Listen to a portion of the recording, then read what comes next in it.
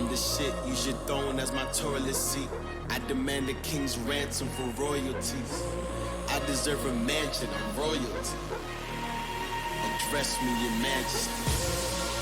The form when you dynasty. The old one must die next scene. I am your highness, please. Address me, your majesty.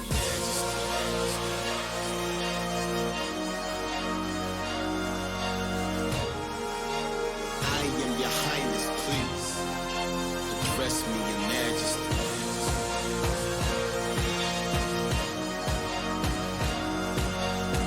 It's the classic, it's classical gold art. Urban blacksmith, blacklisted Mozart.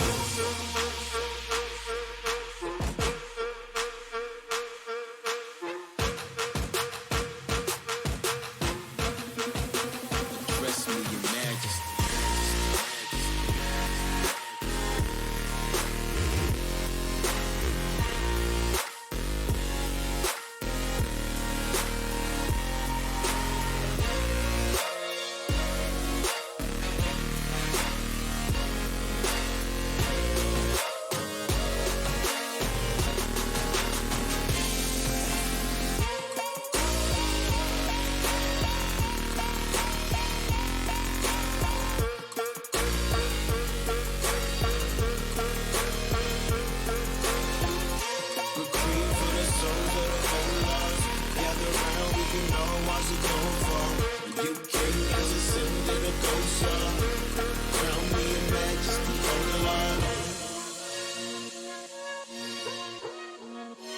Majesty, oh Lord.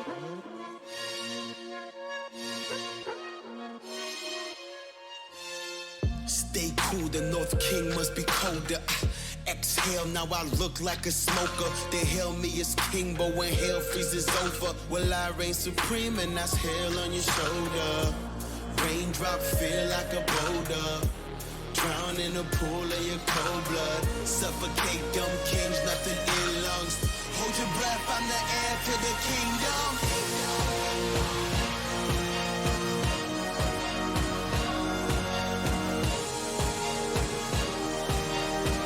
Hold your breath, I'm the heir to the kingdom.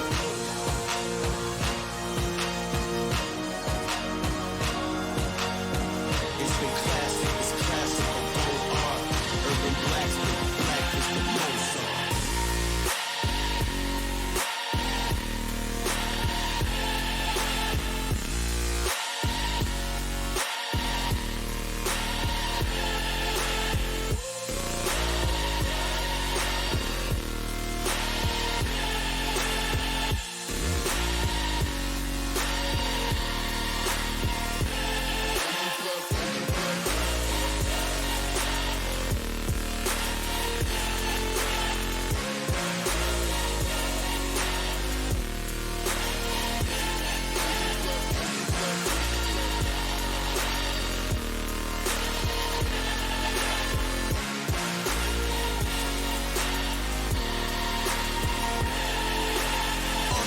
Galaxies address me as your majesty, so better say your majesty. I might react erratically, throw you in the fire, purifier. I'm the sire, my empire's on the rise. So better find yourself a place to hide your grace and find me. Say it twice, my name divine, I'm aiming high. Don't look in my face or eyes, take a bow and save your life. Glory to the emperor, my temperature is rising. Oh, his highness getting violent. I need silence, I need silence. Shh. Hey.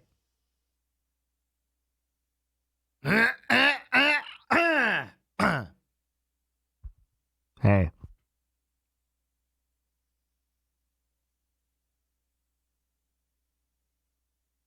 Are you ready to commence? I'm ready.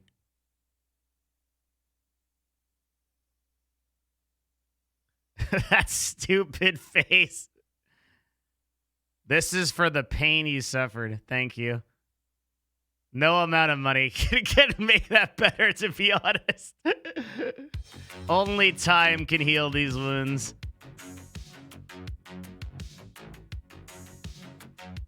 I'm ready, so we're going, dude.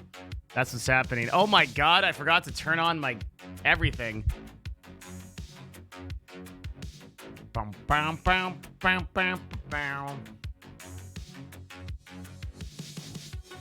Okay, hold on.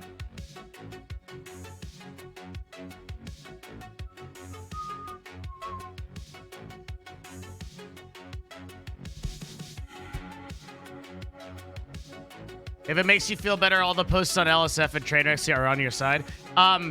It actually does make me feel better because it's not that I don't know. The thing is, like, it's a good way to check my thinking if I'm fucking insane to get to, like, look at, like, the external. And, like, you know that if LSF is agreeing with me, then I'm definitely right. Because LSF never agrees with me on anything. So, if LSF is like, I was like, yeah, what Devin's saying sounds reasonable. It's like, oh, okay, I'm doing okay.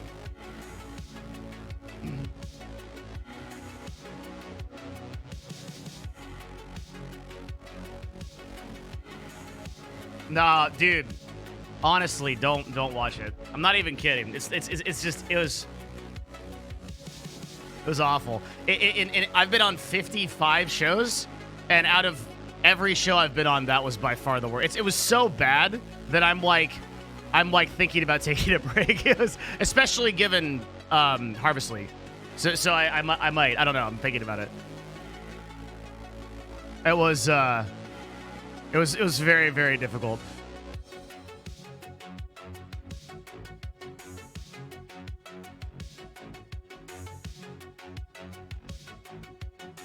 I mean,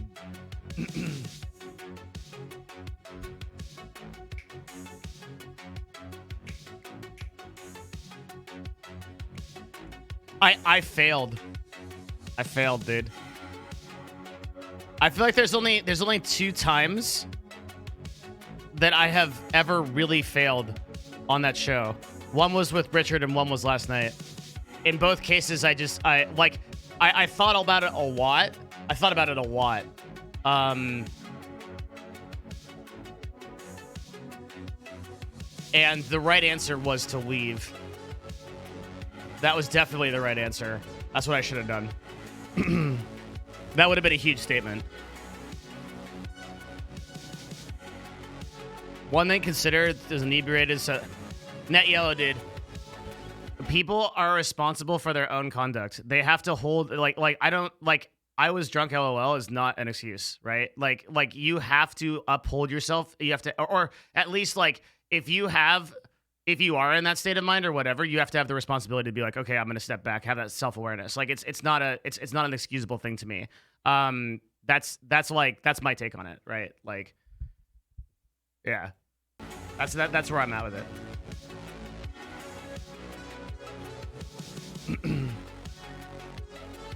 How did you fail? I should have left the podcast is what I should have done. I should have not gotten angry and I should have disengaged. You're one of the smartest people on Twitch? I don't know about that.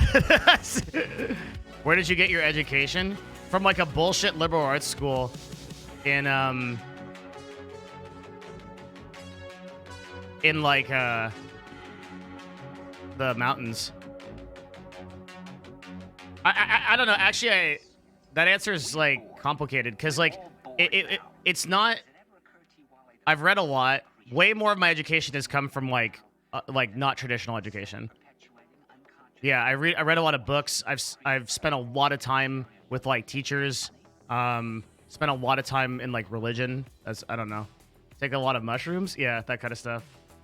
We make a hire. Yeah, we have to. I have to do that today.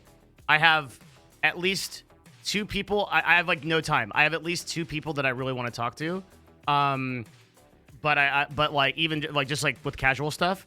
But I have to write my job description. And I have to post this job. We have to start hiring for it. Like we literally have to.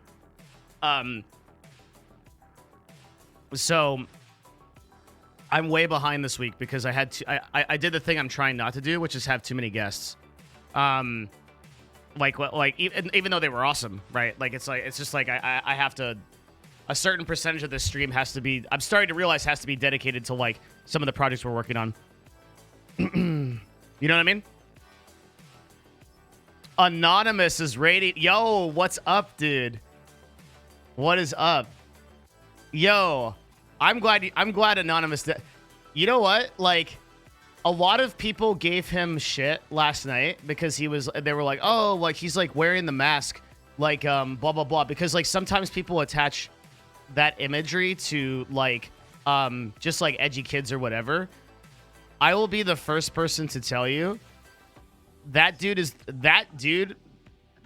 in particular, that guy is the real deal. Like the way he responded to questions and the takes that he had on the podcast last night, those is very hard to do. He had absolutely no ego in it. Like something that I really rarely see in people. Like when somebody would like pitch him something and he just like I was like, oh fuck.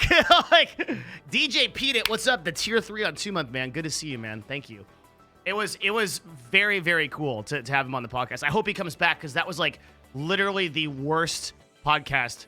I'm not kidding. That was the worst podcast I've ever been on. Like by far, and by no fault of his own. So like, if we could have like if we could actually have like a discussion like we normally do on this podcast, it would be very cool to have him on because I think he has some super cool takes. Thank you, man.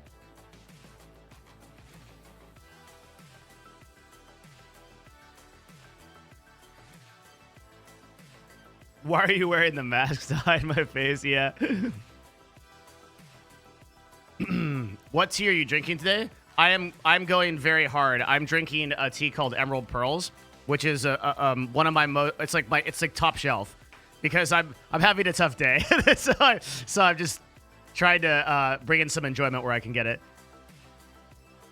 1,500 Hex Sorcerer, thank you very much. And Net Yellow, I wanted to thank you again also. Thank you very much. Please come back after Harvest League. I will, of course. Yeah, of course I will. No worries. I will never leave you guys for very long, okay? It's just that it's just like I'm feeling it now. Yeah. I'm going to be really sick. I'm sorry. I think it's coming on Thursday, next Thursday. Yeah. I'm feeling it already. I'm just gonna have to. I'm gonna have to sit this one out. You know, I can't work too hard. Oh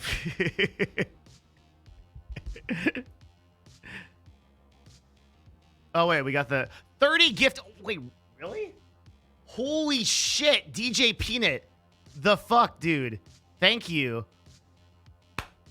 Yo, clap it up for DJ Peanut. That is huge. Hex Sorcerer TV and Net Yellow. Thank you as well. Let me toss up the where are my jams? Let's go. Where's all my... All right, there we go. All right.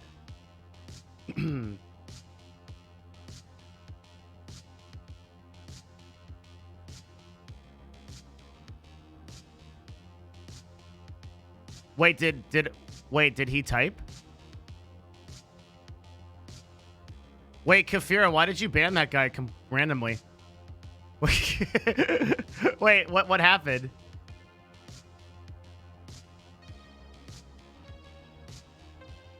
Was that an accident?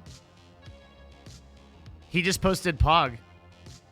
You banned a guy named Zeki TG, but he just posted Pog. Did you shotgun him?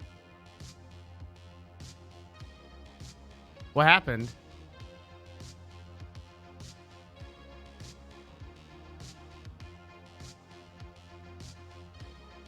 Oh, those are tier 2. Yo, holy shit. Thank you. Net Yellow. Let's go. I didn't mean to if it happened. Let's, yeah. Wait, let's go get him. He died. Okay. Unable to unban user. What? What? What? Did you, like, fucking, like, warp this guy out of it? Look at this. I've never seen this. Did you literally, like, fucking kill this guy, like, take this guy's soul? Did you, like, Mortal Kombat, like, fatality this guy? I can't unban him. Greek banned him? Like, holy shit. Yo, dude, we instantaneously hit level 4. That's actually fucking crazy. Thank you very much. Yo, that is huge, dude. Tier 2 subs at that level. Thank you very much. I think he went... Wait, is he here? Zeke TG, my friend. Are you lost? I'm sorry. His soul floats through the netherverse. Oh, he's here. He's shitposting. I guess we got him. God, that was weird. That was weird.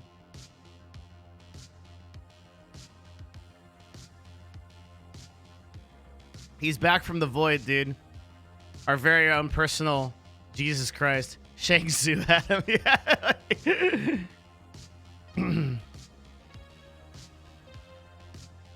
I'm telling you, dude.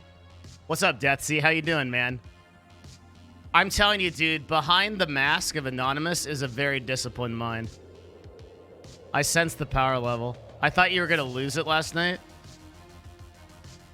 The podcast was entertaining. Like, I know we're memeing and shit, but like I was genuinely angry. Like, no word of a lie. I still am. I'm getting better, I think, as time goes on. But like, I'm actually upset. Like, I'm like real talk. I'm actually upset.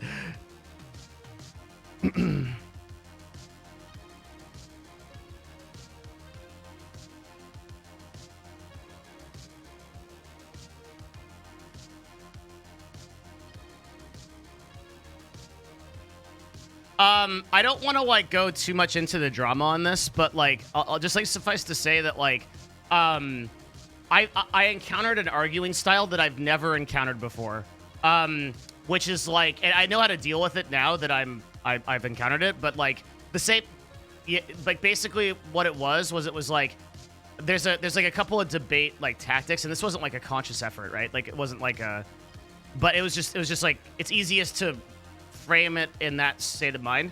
Like the first thing is like you absolutely cannot get a point in, right? And I've dealt with that before. Somebody actually timed the segment, and like in a 30-minute segment she talked for 26 minutes. so like there was not a single opportunity for me to even clarify a point or get a point in. But it was worse than that, because when I did actually say something, then it would just be, well, I agree with you. And that's completely true. And then the narrative would change over to what I was saying, but then it would just be another irrelevant counterpoint. And this was completely circular. So I identified it. I don't know, maybe it was way too late. Like it took me like about 20 minutes, and I was like, oh, there's absolutely no progress to be made here. There's absolutely nothing I can do. So I stepped out. I said, respectfully, I don't want to talk about this. I'm completely donezo. Like, that's it. And then I got roped back into it accusatorially like several times after that, and I couldn't. So the right answer 100% was to leave, and that would have been the strongest statement I could have made. Was like look, like we're not doing anything about this. I don't want to do this. I'm fucking out. And the next time that happens, I will leave 100%. I'm like debating taking a break. You were definitely losing it at one, but yeah, seriously. I mean, like, yeah.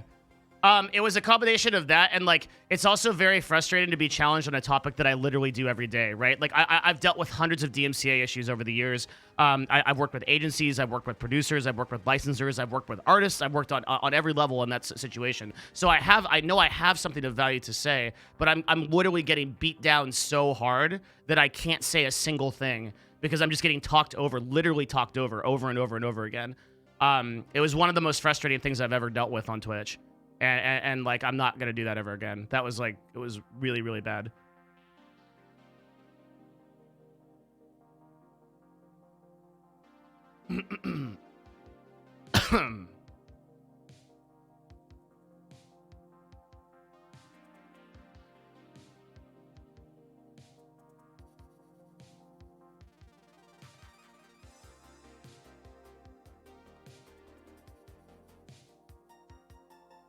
Do you think Destiny was right at some point?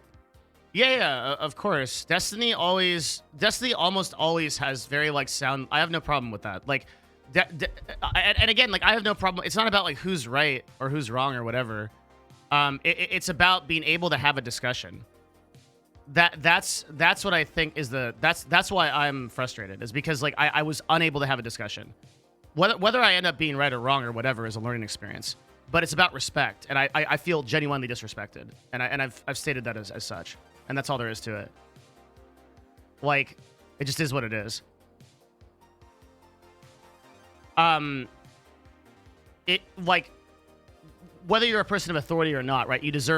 Everyone deserves the floor. Like, everyone should be listened to. Everyone should have, yeah. It's like,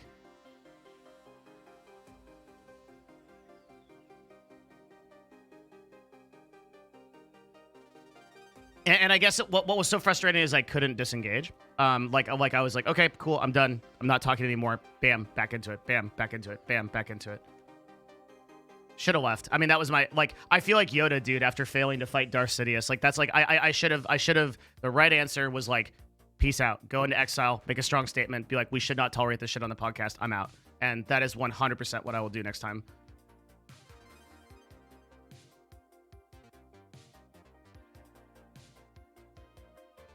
Imagine going on the Raj Royale. That's why I don't do that.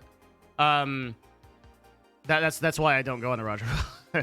Or whatever it's called, the Austin show, yeah.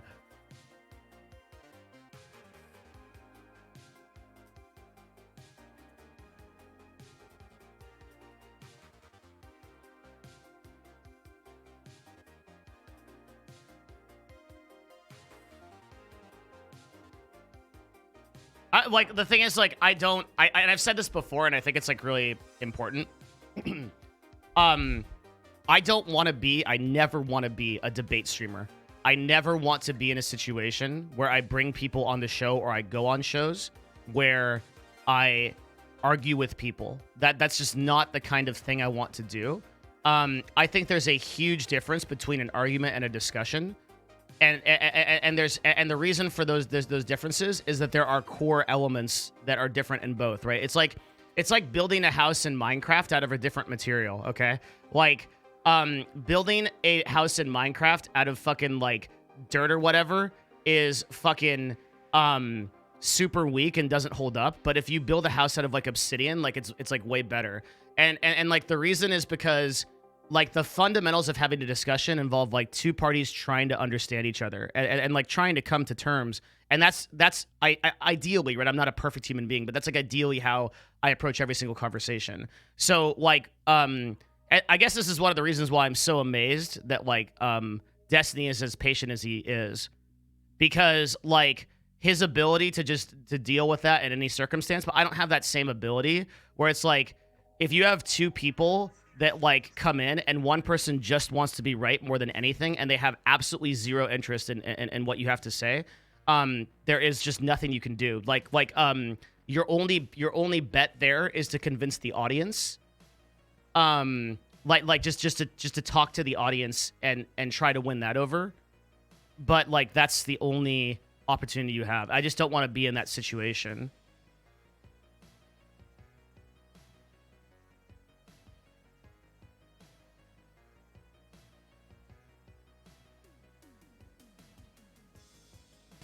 As a personal preference only, right?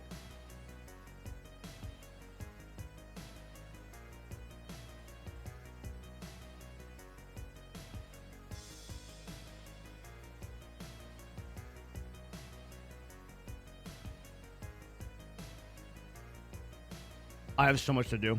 Holy shit.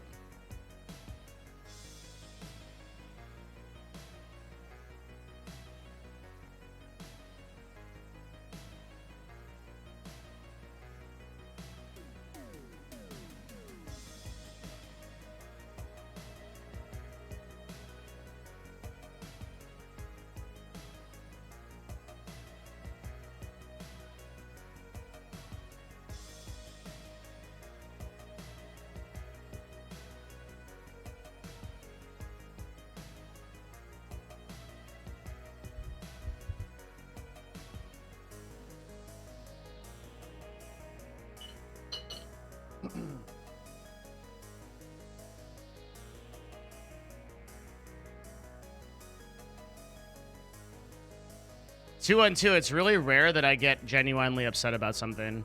I've kind of, like, number one, I'm old as fuck, so, like, I've been through a lot. But number two, like, I work in such a way that I try to minimize personal suffering through, like, detachment to things. So when I get really upset, I'm more upset at myself if that makes sense.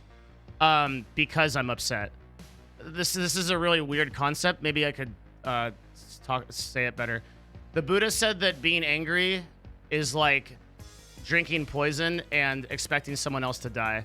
And in the same way that, like, when I start to internalize great anger about something, it bothers me that I'm that way. And so I start, like, working on self-correcting. So this is a process of growth. I'm very patient about I'm very impatient with myself when it comes to these things.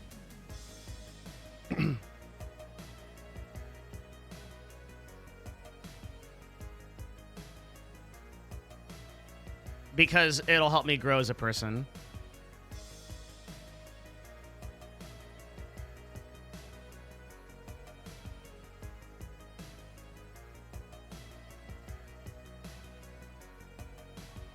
If it bothers you, doesn't that add to the anger so it's even more negativity? No, it's transformative. In a weird way, I like getting angry because it helps me.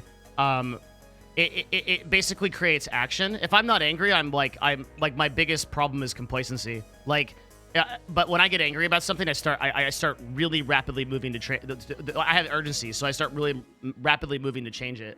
And I think about it a lot, and I look for solutions, and it's actually like a really positive and transformative process for me. If that makes sense.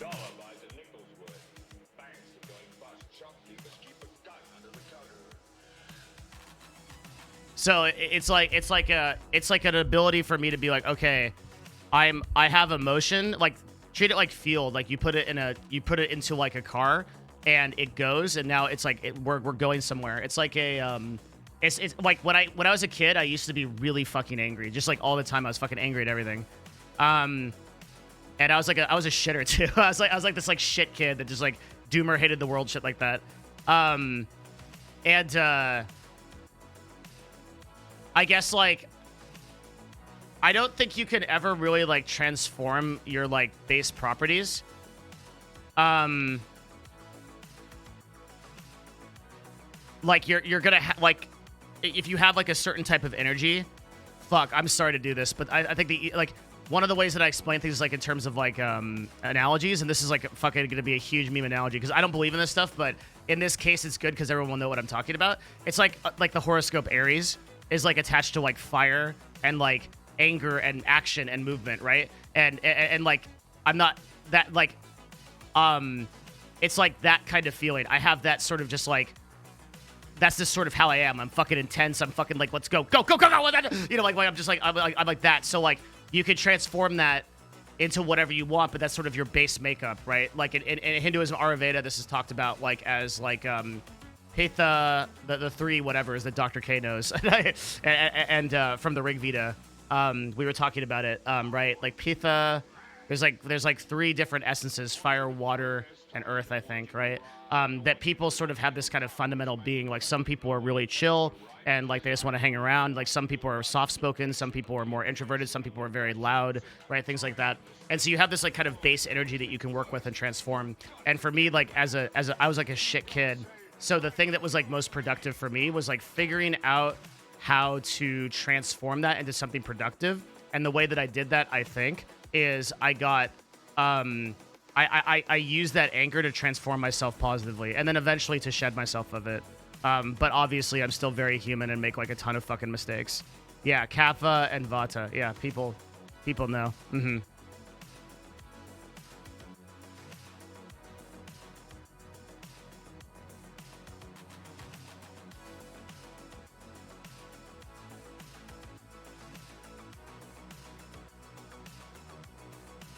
Are you excited about the new PoE League? Yeah, every day. I'm ready to take a pretty long break, I think. Yeah, so yes, I'm very, very, very, very excited. I'm going to take the opposite viewpoint and say that I think people are being very hard on Greek.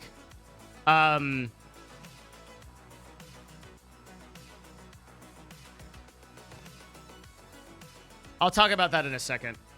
Hang on 1 second.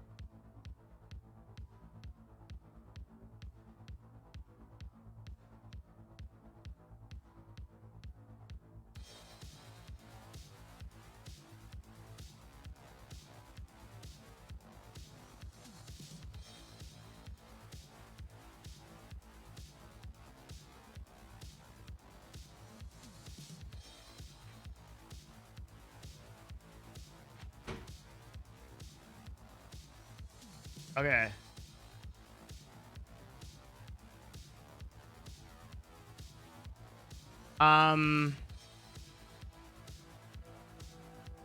Devin Nash autonomous zone. That's fucking 10 out of 10 meme.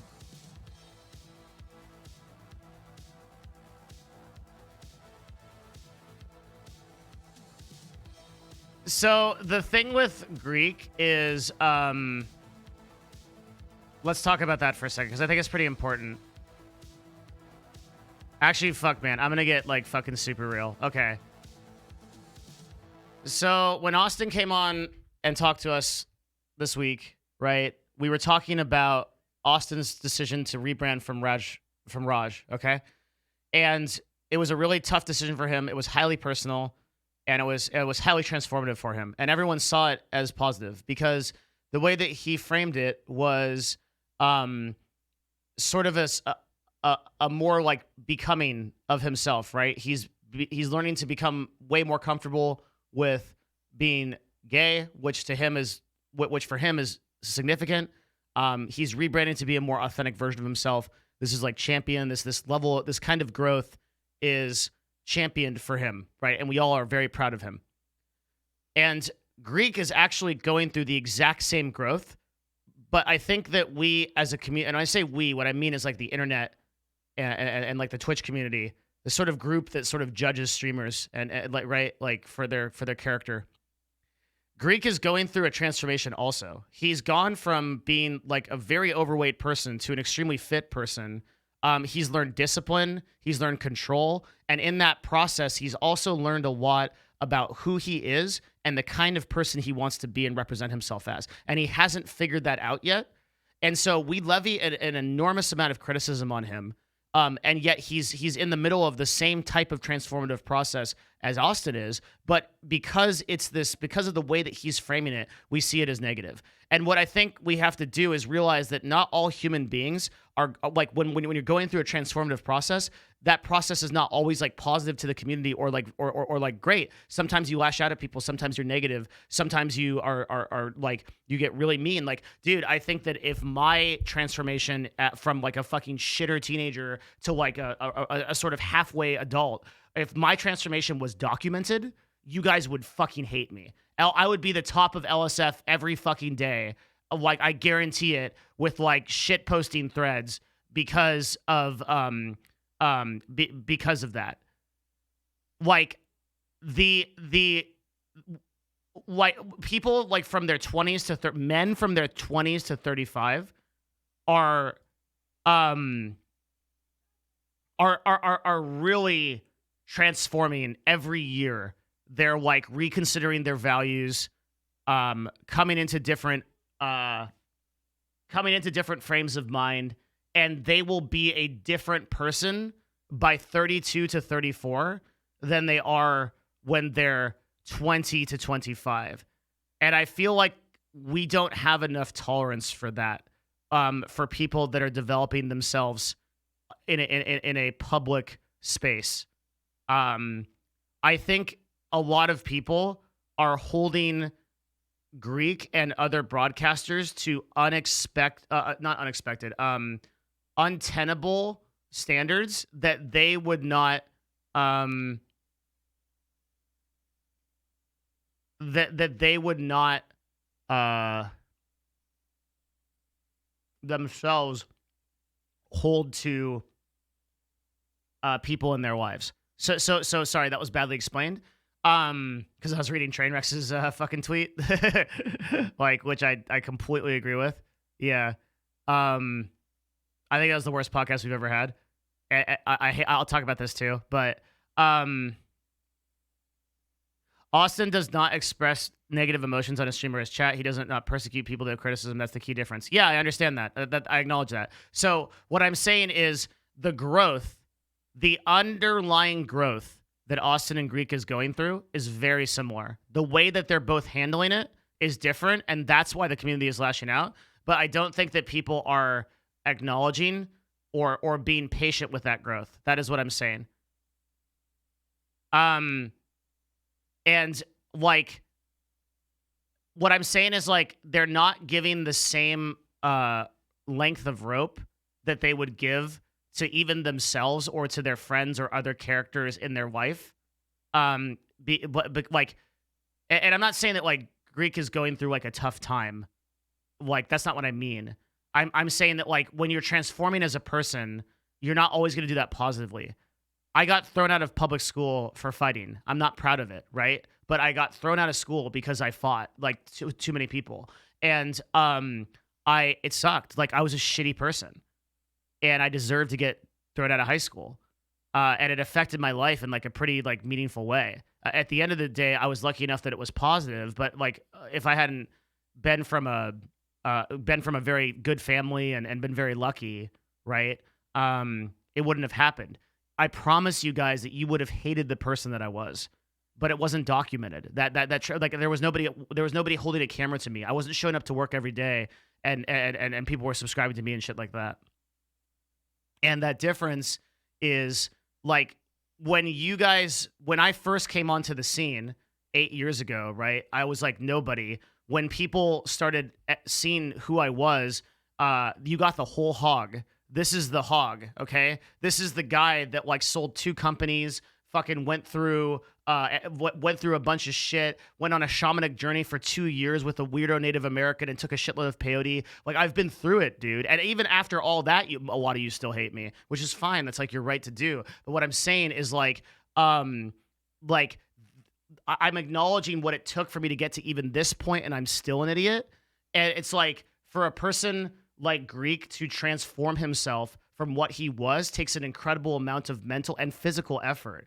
And like, it's not going to be a perfect transformation.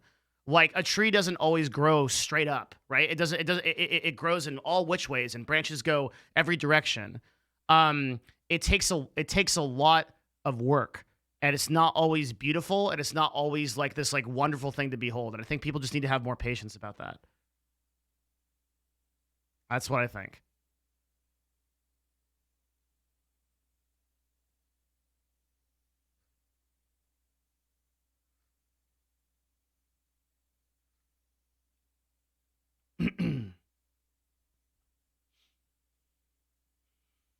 Well, the audience won't give him a pass, Phantom. I mean, like, I don't have enough power that like where what I'm saying right here is gonna like change the tide. The river is gonna flow the way it does. There's still gonna be top threads on LSF about Greek for the next month that are gonna be, you know, extremely inflammatory. Like, I don't think that I have any kind of like he's, and I do agree that like that.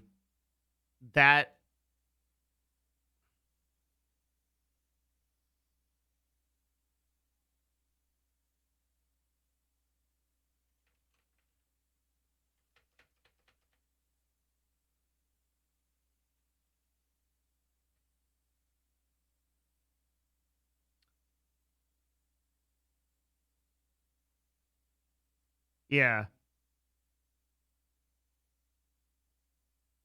What does Greek contribute to the podcast?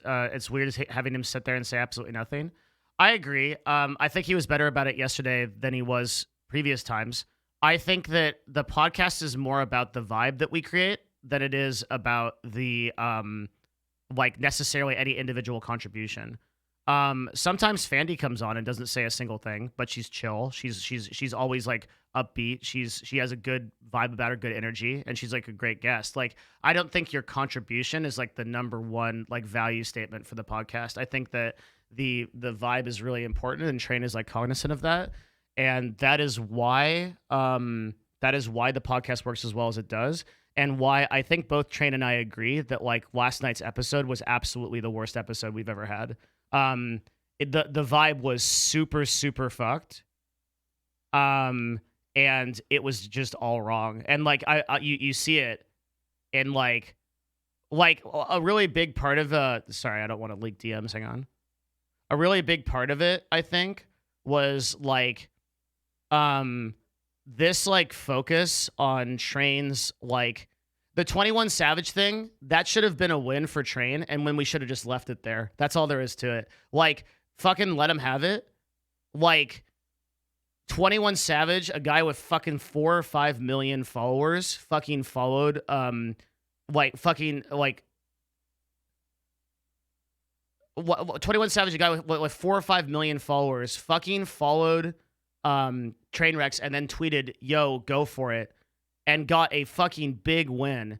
And like these people on the podcast, all they could do was fucking focus on, well, what if in a situation where there's an alien that comes down and says, actually, I was the one that invented the Earth. And in doing so, I own the rights to this copyright because I was the first one here and I invented music. So in that way, I will actually be the one to DMCA you. What if that happens and then you lose your... Like, shut up. Seriously, right? Especially in the context of, like, fucking, like... It's like I feel so bad for Tyler because when I was in the chat when he was, I hope he sees this because like, fuck man. Like I hope he knows because like, I feel so bad for him. When I was in the chat when he, got that tweet and I've never fucking seen that motherfucker happier in my life. I've never seen that guy in the year or two that I've known him. I've never seen him happier. Like he had it. He was just like, he was in it. He got to play his music. It was fucking, it was awesome. And then like, we got to have these fucking shitters just fucking go through every little point and just go into it. And it's like, all the points are not even fucking important. Right. Like, and sometimes Tyler is a little bit silly with his whole, like, the world's against me type of thing. But, in this instance, dude, it's like, let the man have his fucking win. Like, let the man fucking have his win. Holy shit, dude. It just feels so bad. It's like, especially when you've got, like, and it's like, like, fuck it, dude. Like, I'm upset about this issue, so I'm just gonna fucking say it. I literally have more qualifications than like most of those people on that podcast fucking combined to talk about this issue. I'm not a lawyer, but I've done dozens and dozens of contracts about this. I've worked in the industry for fucking how long? 5 or 6 years at this point. Like I have an enormous amount of value to contribute to that situation. So when I'm saying like don't worry about it for these reasons, here's the proof. We're good. Like fucking chill the fuck out. Like. That's what, and then I actually get fucking like I got name dropped. You don't know. I literally got told you don't know what you're talking about. I've worked at an agency, and I'm like I'm sitting in an office in an agency that I fucking run. Okay, like this right like, what are we doing here? Like, what do you mean? Like, that's like I fucking couldn't believe it. Like, I was like sitting there and I'm like, yeah, like for these reasons, like this is the way that it is. And then it's like, well, yeah, well, I worked at an agency once and like, you don't know what you're talking about. And I'm like, like, it's like, I don't know what's going on. like, I just can't even, dude. There was so much can't even there. That like it was just ridiculous. Oh man. I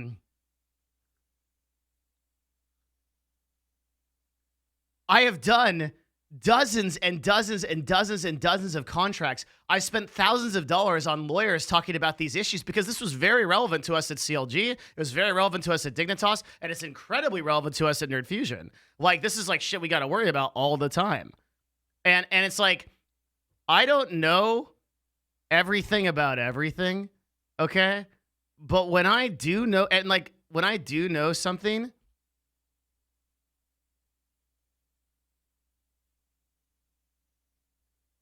let her speak her point of view. Mr. Oli, in a 30-minute segment, she talked 26 minutes. I actually like got a couple of messages like that were like you didn't get you weren't allowing her to like I can't believe like that anyone would have that viewpoint. Okay. Like I'm flabbergasted that is even a take. Okay. Oh, I'm watching this GIF. Hang on. Oh yeah, dude. This is have you ever seen that subreddit r watch people die inside? This is it. 100%. This is like sheer actual physical pain. I'm like actually like I'm actually in just I'm like in pure chaos. Like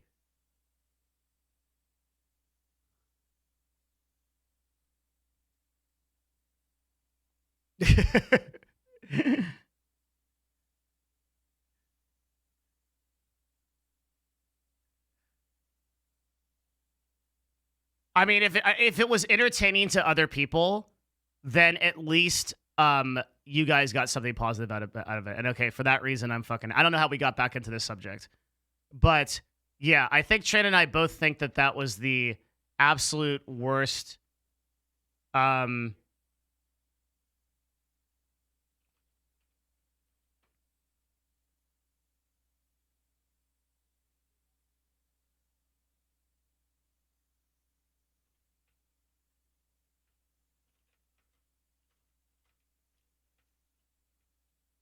Hold on one sec. Oh, music.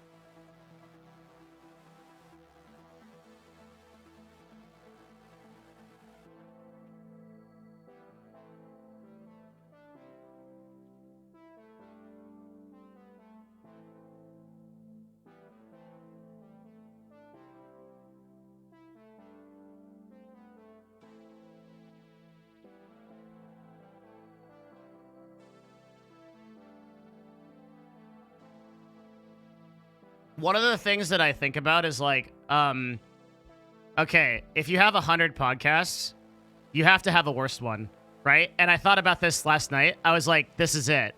Like, so like, let's say you do something 100 times. Okay, you kick a soccer ball 100 times, right? You do a juggle 100 times, right?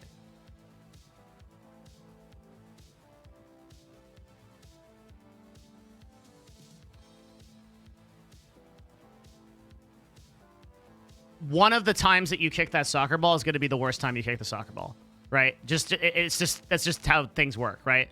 You're going to get like, I don't know how to describe it, right? And that was the worst we've kicked the ball. That's what I'm saying.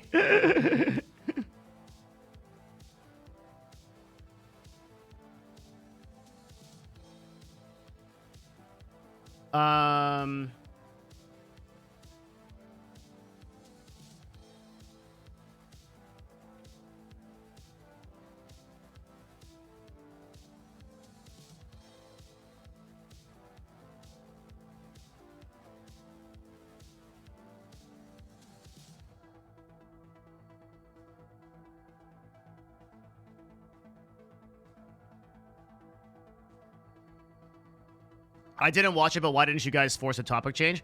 I went back and I watched it. I forced the topic change twice, and I tried to like gently steer it away 3 times, and then we got 2 and 2. This is just the worst of all worlds. Like we would get brought back into it, and like accused again and again. There was no way. I mean, I think the 100% answer is I should have left. Like I should have gone.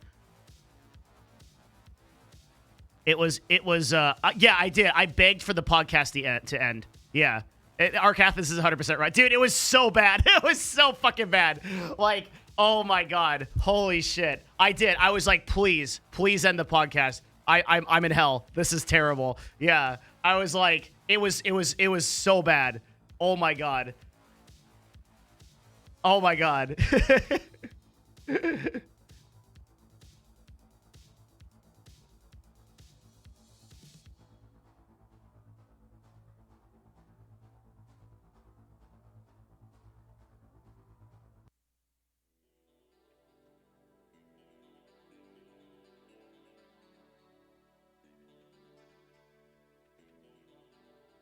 I feel like I need to like exile myself to an ashram. I need to go to like fucking Dagobah and like meditate in a temple and eat only rice for like 10 years to like transform the negative energy I got from all that. I need to like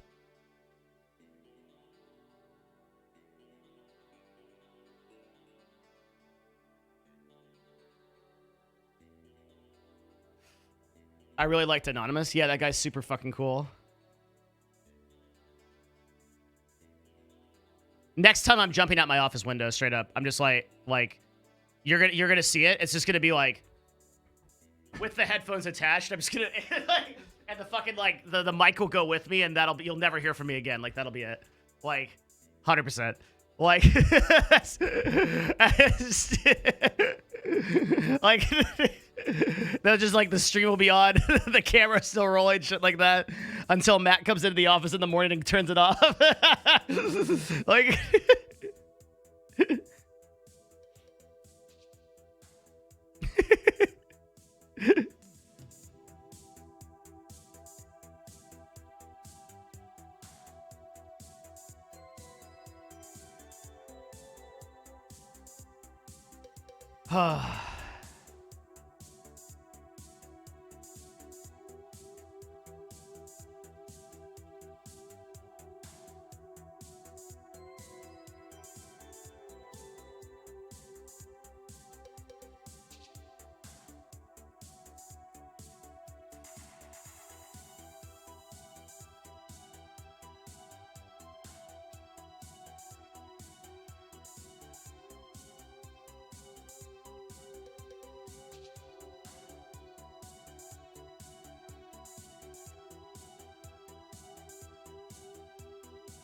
it's actually crazy that Train feels the same way. That's the only time that I remember waking up and still being angry. And it's like I was DMing Train just now, and it's like it's the same thing. He's in the same boat. It's actually crazy. Fuck, man. Do you have any advice for someone who's into marketing and just finished bachelor's in business communication and media?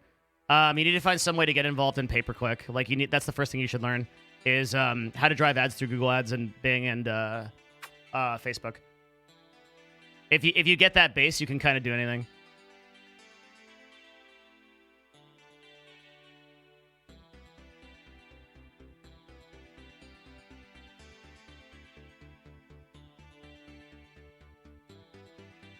Yeah, Jesus Christ.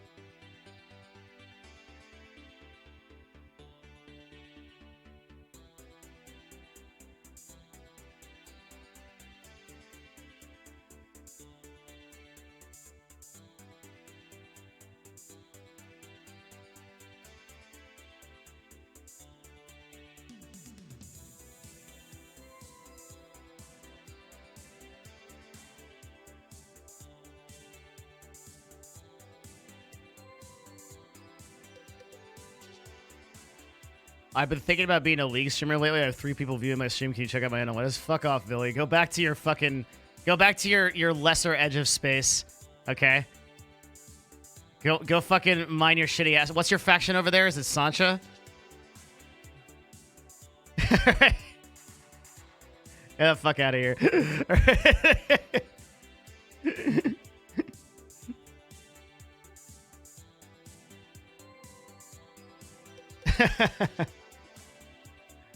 Anonymous, thank you, man. Actually, doesn't the Delve region have... well, Test isn't exact... Where is Test on the map? Eve Sovereignty map. Pandemic Legion has fucking droid lands, and droid lands are fucking dumb. I hate droid lands. Holy shit. You guys are in... I don't even know... This is Sancha territory, right? Outside of Stain?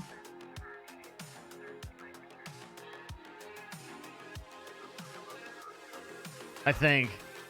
Yeah. This is a map of EVE Online. Archangel? Yeah.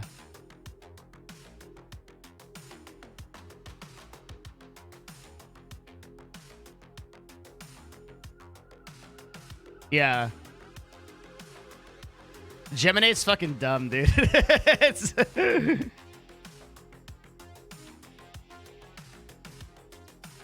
This is a map of EVE Online. Each one of these represents a different faction. So within these blobs are thousands and thousands of players. Ranging from like very, very bad players like these guys to like very, very good players like these. No, I'm kidding. Like, but each one of these is like a separate faction that like literally controls their space. Like this is Mango Alliance is like the Chinese. Test Alliance is I don't know, some fucking memers that wear dinosaur costumes. Goonswarm just. Brave Collective's like a group of like new players, but not now. Kind of weird. This is the Russians. They control a bunch of shit. Pandemic Horde is a bunch of is a fucking like tyrannid swarm of fucking new players that ends up killing stuff by accident. I don't know anything about some of these too, like Initiative.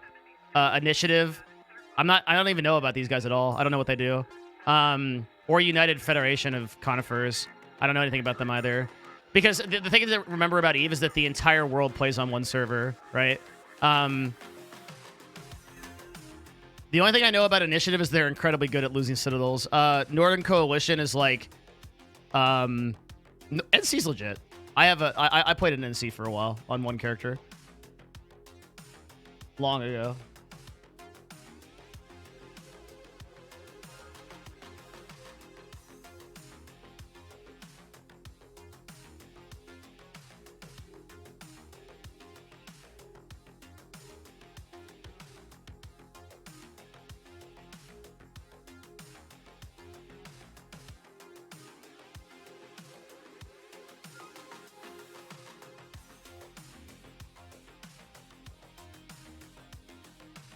Thanks, Avra. I appreciate it, man. I'm having a little bit of a tough day, but it's getting better. You guys are very cool. I just wanted advice on my League stream. Here's my advice. Keep playing EVE Online. Stick to what you're good at. Any great EVE stories that I look at my own time on YouTube or something? Yeah, dude. I mean, like, you can get so into EVE lore, dude. Like, we're not gonna do it on this stream, but first thing you can do is like you can go to like YouTube and you just type EVE trailers. You'll see just watch through this stuff. Like it'll get you in. Like there's so many fucking awesome. There's so many awesome. Watch anything from the scope. I'll show you my personal favorite trailer. Is this the one? No, it's not. It's what's EVE's what's the EVE Online trailer that's the scope trailer from long ago? It's the one where they introduce sinosaural fields. Somebody will know immediately. Like, Devin, how are you such a god? I'm more of like a parasitic fish that's floating through space. Is it Retribution?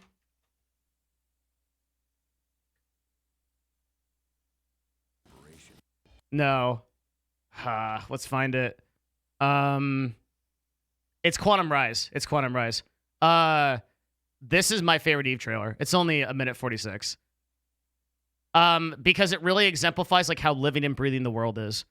It's so fucking cool. This is EVE is an incredible video too. Yeah.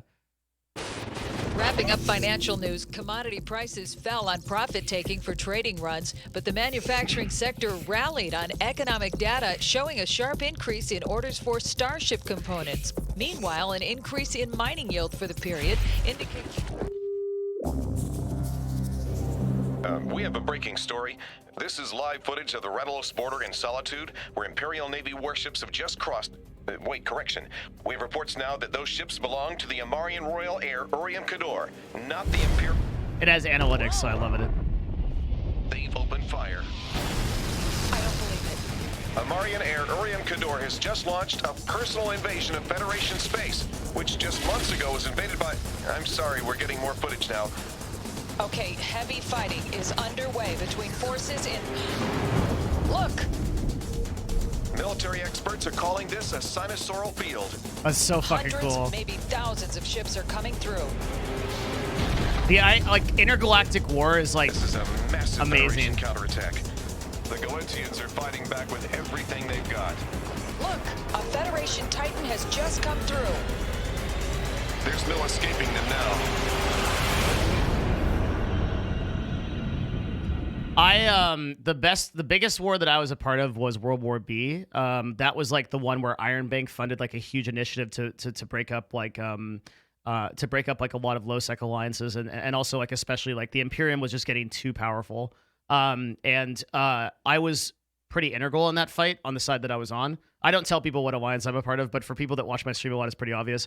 I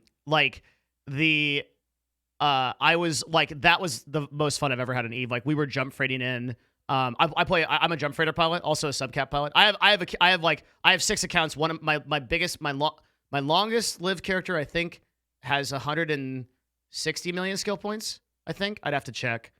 But is that right? It's something like that. It's like it's insane. Like he can fly anything. But I've been playing for like 11 years. But I was like, that was like we were jump freighting in like critical supplies to like contested systems, and every single moment was like super dangerous. It was like incredibly fun. I'm getting blamed for 21 Savage situation on Twitter posts when I was. Those are shitters. Those are people that are shitters. Nobody of any sound mind blames you for anything last night, Anonymous. You were very well spoken. You didn't cause any like riffs or anything like that. If you go to like Trainwreck's Twitter and like the Reddit and stuff, it'll be very apparent like who the offending people were in there, and you're not on that list. Every person that I've talked to about you on that podcast wants you back. Like you're totally fine. Trust me, dude. I've been doing this podcast for almost a year now. I can tell you, dude. Like I watched your YouTube video on long-term success with Amaranth. That's one of my favorite videos. Yeah. This Is Eve was like fucking awesome. This is Eve is like one of my most favorite. Like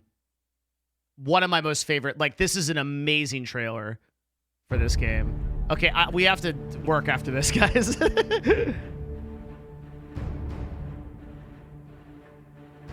This is an incredible trailer. Okay, what we're gonna do, guys, we're gonna sit 10K off a target, we're gonna blap it really quick, and then we're gonna warp to the run spot. How is the barrier entry of Eve? Yep. It's the worst. It's the highest barrier of entry of any game, for sure. So hey guys, here's the deal. They got their Prophecy fleet up, and then Razor also has an Oracle fleet. So we should have some interesting stuff about to happen. So it's going to be like this. We're going to portal through. I don't think anybody should play Eve. No. Triage carriers are going to jump. Just the I really don't. Everyone clear? Let me see. Oh crap! I think will we be able to take on Guardians? Yeah. It's not bad. It's WoW in space. I'm banning you. You can email me for an unban. I'm making you put in the work. That statement was so offensive that I can't allow you to be part of my chat. I got 4 Guardians. I don't think we can do this. Don't worry about that. Now we're gonna fucking play some fun games. My heart's racing. And relax. All wings align. Primary is the Dominix in 5, 4, 3, 2. Decloak. Torpedoes on the Dominix. Orbit on me, micro warp drives on. We're moving. Secondaries, Vipers, and the Omen. He's in structure. Take him down. Dude, that revelation out now. All news on the ramp. Burn out towards that guy. Holy Jump shit, now. this Pubsy up. All dance on the damnation. I needed this today. Schefter, stay here and tackle Prophecies. This is where we fight. Goddamn! Woo! So I'm carrying 100 times more than my ship is worth. There were some pirates chasing me. There's one guy chasing me through like 5 different systems. I need to get the fuck out of this system. This little rock right here is worth about 166 million ISK. For some people, this might not be a big deal, but for me, it's huge. Seller 4.2, pretty nice. This is me. Produced 4 of them, 2 days, 19 hours, 11 minutes, 44 seconds.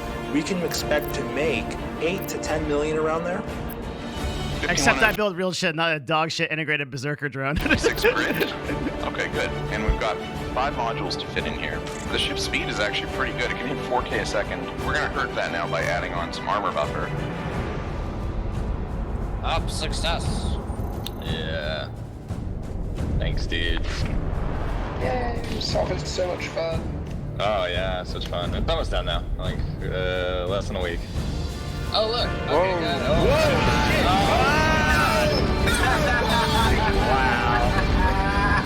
Wow.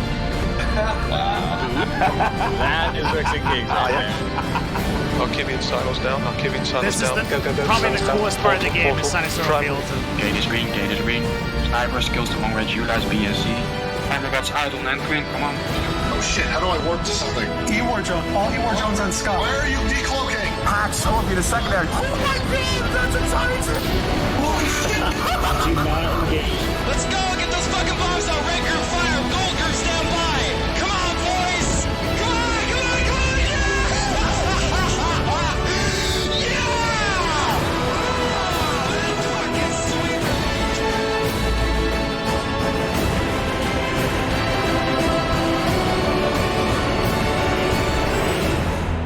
That's a fucking insane game, dude. And no one should play it. 'Cause it's such a good game, dude. Holy shit.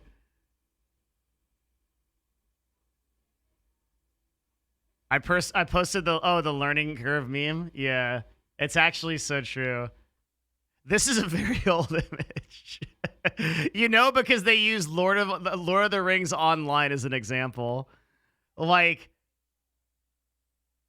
you know, because of like Lord of the Rings Online, but it's actually 100% true, dude. Like, Eve goes straight up. There's like fucking a tractor dumping bodies off a cliff.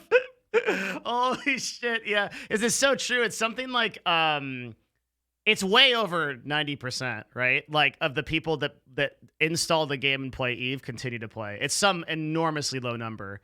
Like, I would venture to say that like probably out of 1,000 people, like maybe this is totally arbitrary, right? I have no data on this, but like maybe like 5 to 10 people will stay playing the game, maybe, right? I don't think. Do we have a single person, Kafira, in the Eve channel that we've ever like actually that still plays the game? I don't think we do. Like,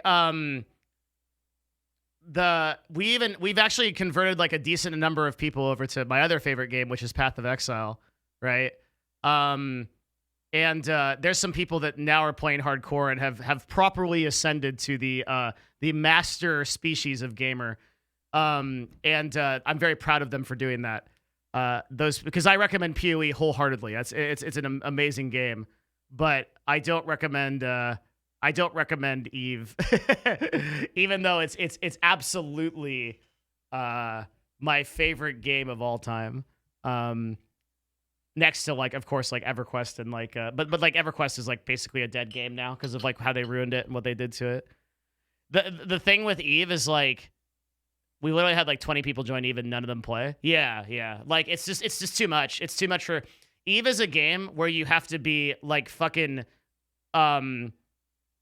you keep blue balling us. I want to know why you don't recommend it. Okay, sorry. Like, because Eve is a game where you have to be very self-directed, and we live in a time where gaming is like, hello, fellow gamer, welcome. Here's a quest. Oh, okay, cool. I'll go over there. Great. Okay, now follow this. Like, as much as I loved Final Fantasy VII Remake as a game, I was talking about this with SFan, and like, I think Final Fantasy VII Remake was like, I'm not even gonna shit on it. It was like the game that I wanted. Like, it was great.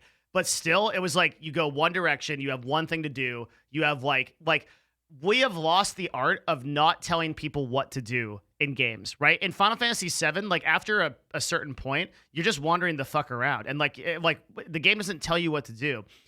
In the same way, like Eve just puts you, and they've tried to make like a new player tutorial. It doesn't like really work.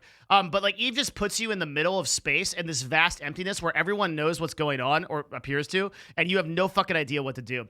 And it's so overwhelming that like as a gamer, you have to really, really direct yourself to know what to do. It's like, okay, I'm going to become, like, you actually have to plan out your characters. Like, I have one character that is a dedicated, what we call subcapital pilot. He only flies things underneath a certain level of ship.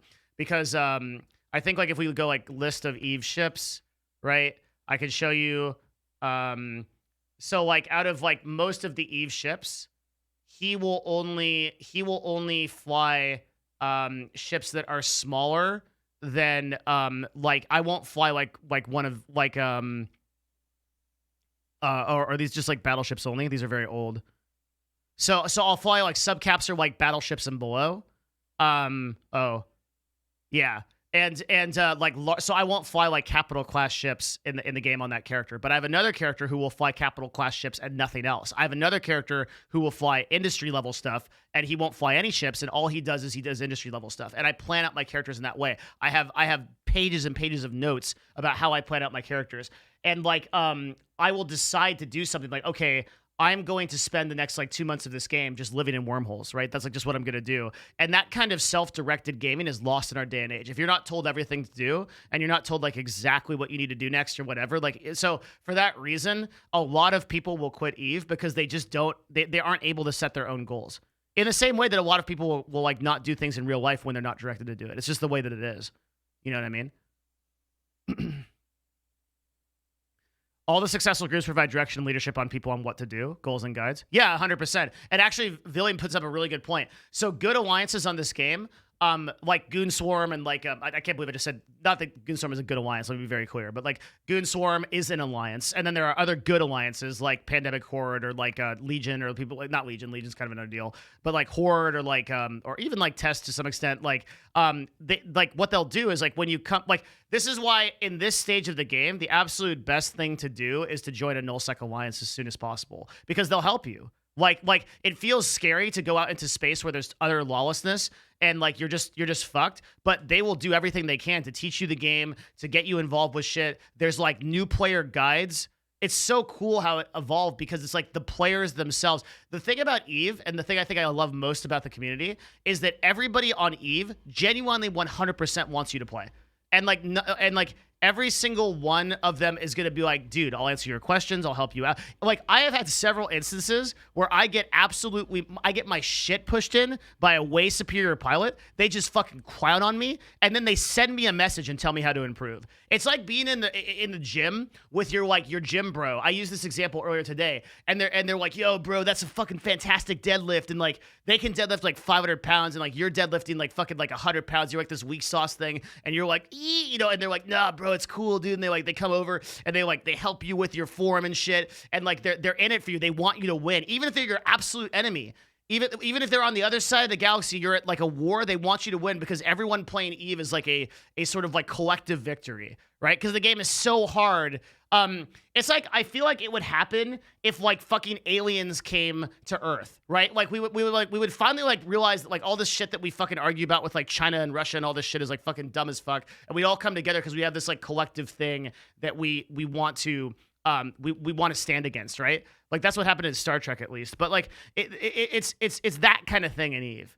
And there are super toxic people who balance EVE. There are for sure, of course, like there is in every single community. The people that are toxic are like they're what we call bitter vets.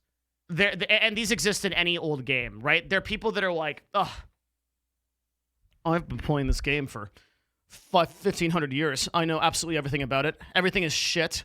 I hate it. The developers don't know what they're doing. Angry post on Reddit about it because I hate it so much. I'm furious about it and I think about it all the time. Like, you know, it's like people that like, have you ever seen those people that leave a fucking Steam review? And they're like, this is the worst fucking game I've ever played. I fucking hate it. The developers have no idea what they're doing. And it makes me so mad. And there's so many ways that this game could be great, but it fucking sucks. And it's never going to get better. And then you look at the hours played. It's see, chat knows. It's 3,000 hours played. And you're like, dude, slow your fucking roll, okay? You literally played this game for 3,000 hours, okay? I was in an argument with my previous business partner, my very good friend, George, Hotshot GG. I was in an argument with him about this the other day in his chat. And he's fucking shitting on Path of Exile. And he's like, yeah, I just don't think the developers know what they're doing, like the clear speed meta, blah, blah, blah. And I'm like, dude, you have 8,000 hours in the game. Like, fuck you, okay? Like, you are such a doomer. Like, it's like, man, this game's like fucking shit. It's never gonna be good. It's like, holy fuck. It's like, dude, like, if you have 8,000 hours in a game, it's like that game provided you like so much happiness. And of course, at some point, you know, like everyone gets tired of their toys, right? Like, it's just, Hotshot plays the tankiest full block anti-meta hipster. Yeah, he fucking goes in and plays some dumbass two-hander fucking shaper build or something that's some dog shit fucking build. And he's like, this game fucking like fuck. Like, I love George, but oh my fucking god, it's so frustrating his Path of Exile experience. Like it's so fucking frustrating. I play shit builds and I get my ass kicked and this game fucking sucks because every build should be good. Like shut up, dude. Like, There's only 90 viable builds. It's not fair. God damn it. Like, and like the people that shit on Delirium because like it's like Delirium was the best league that ever came to Path of Exile. It was like it was great, dude. The only legitimate criticism of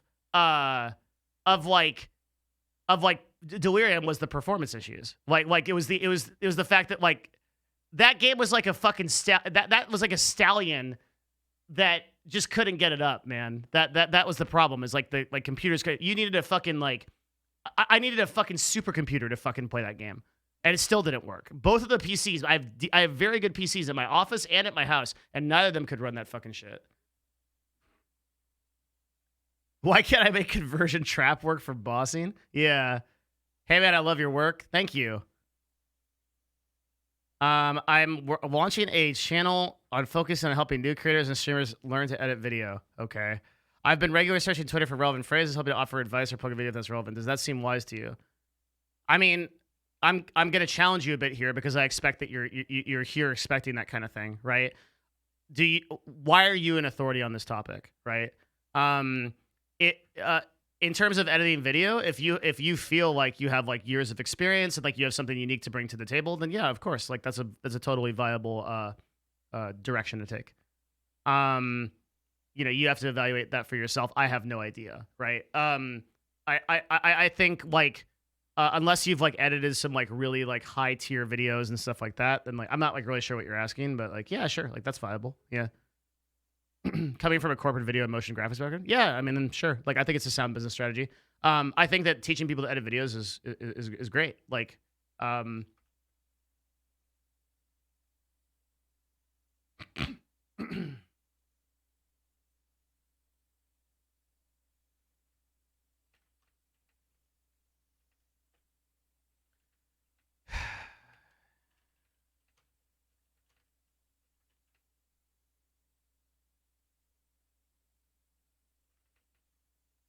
sorry, one sec.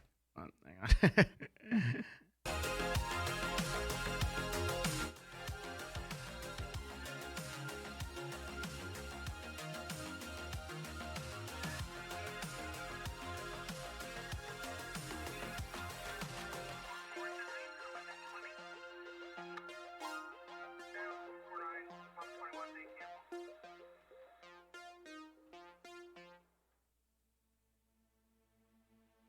Do you prefer ARPGs that end up just being a spam fest, or would you? I mean, I don't know. I've never played a good ARPG besides Diablo 2 and PoE, and those are so far apart that like at this point they're just.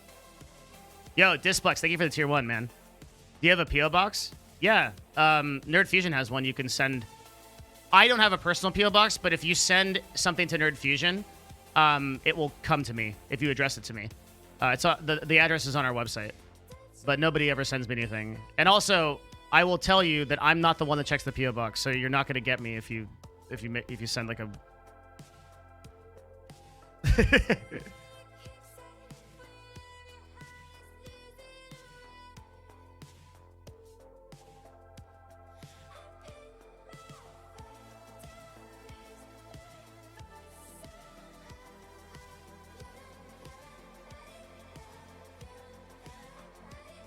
Best PvP MMO is Dark Age of Camelot.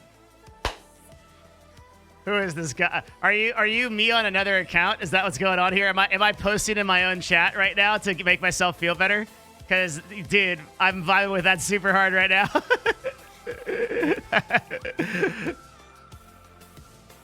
Do some PO boxing unboxing on stream like Soda does. Oaf next. The difference between me and Soda Poppin' is that he's popular. Hey, I gotta take a leak, and then we'll do the thing we've been supposed to do. Hang on.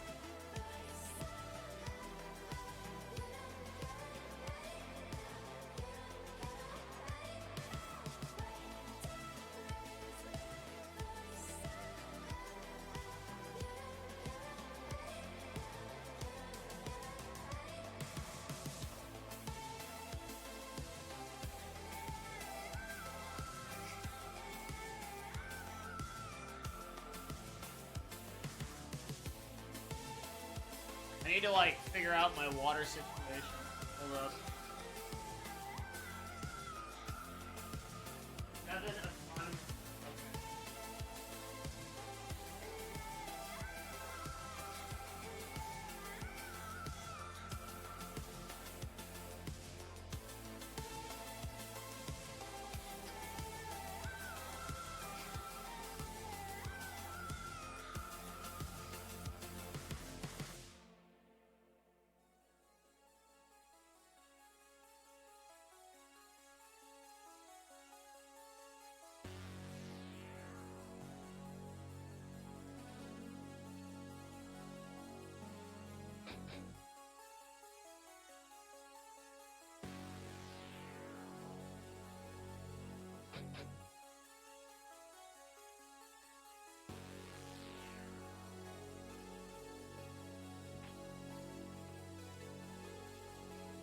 Oh, mercy me, chat.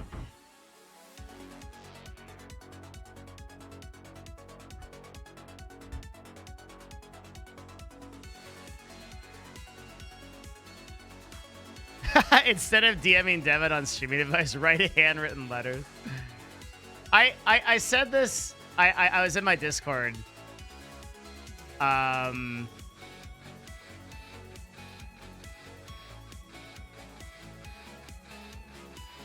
I said this in my Discord a while back, that it's like, I really do appreciate that people think that I'm like a source to go to for like, I don't know, useful information. That does mean a lot to me, but it just becomes a little bit exhausting, I guess is the right word, because like everyone just asks me for something with no expectation of like, it's just like, hey man, like you're just a person that I'm going to, you are not a human. You're just like a automaton robot that is here to give me information and or serve my goals and purposes. And when you get that like 100 times, and it just kind of feels bad, man, but it's all right.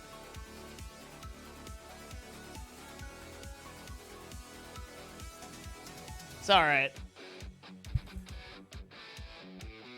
Oh shit, I'm vibing with this tune. All right. You guys want to work?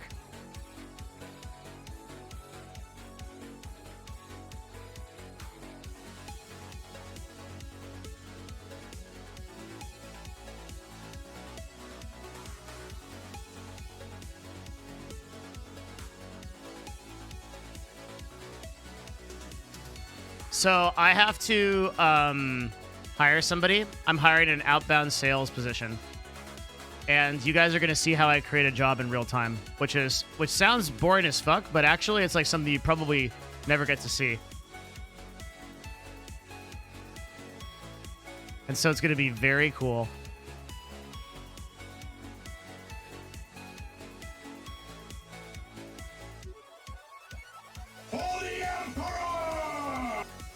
Repenting for @, on Discord earlier. I blame your content for being too good and for keeping me up all night. I blame your Sleep content for being good deprived, and keeping but you up. worth Sleep it. deprived, but worth it. Thanks, Speaker. Oh shit, that's a $100 donation. Oh shit, dude, fuck. Thank you very much. God damn, dude. All right. Thank you so much. Guys, clap it up for Beaker, dude. That is intense. Thank you, man. That means an enormous amount to me.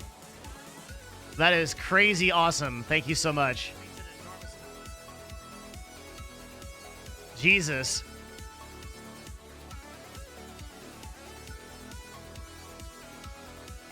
I don't know what to say. Holy shit. Beaker, that's massive, man. Thank you. That goes a long way for the stream.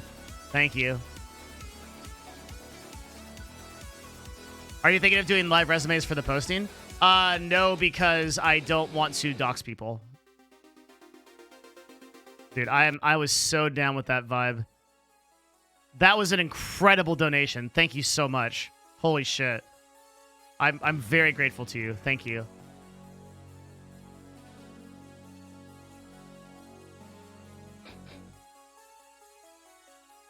Dude, I'm done with haircuts, man. I think forever. What happens if you just don't cut your hair, like, ever? Do you just eventually become Cousin It? Like, what happens?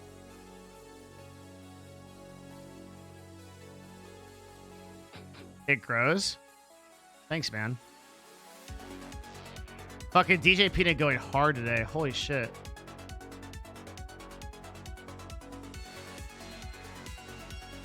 You become Charlie? Charlie's fucking awesome.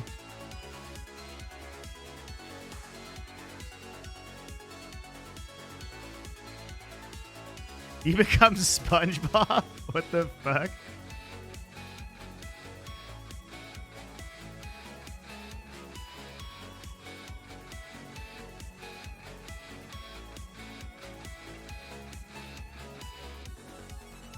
What if I'm just tired of having my hair cut, man? I'm just not going to do it anymore. I'm not going to take it anymore.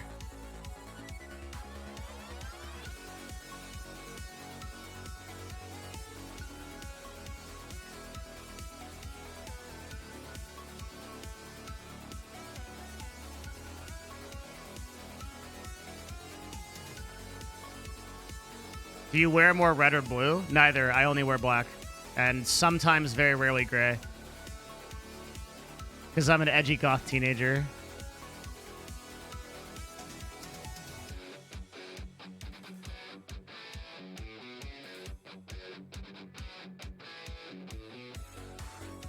This is a... Well, I'm only wearing gray today because I'm out of black shirt.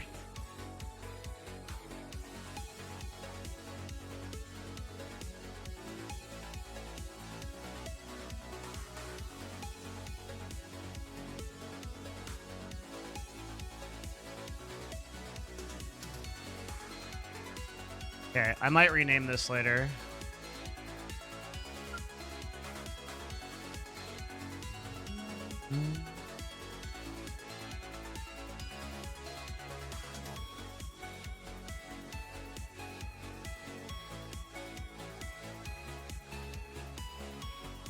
So you guys are gonna be... This is gonna be really interesting. I don't think anybody's...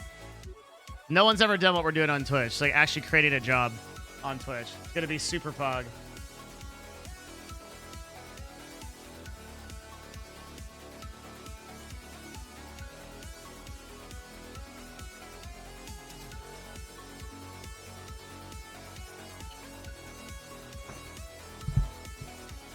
I cut my own bangs because I need to see that I have a full haircut. Yeah, your hair looks good though. Just save your time and hire me? Okay. Can you do sales? Is this to replace the person you fired? No, what the fuck? What are you talking about? No, this is just we're just hiring. We're just hiring a new person. It's fine. Will you wear wigs? I'm getting there.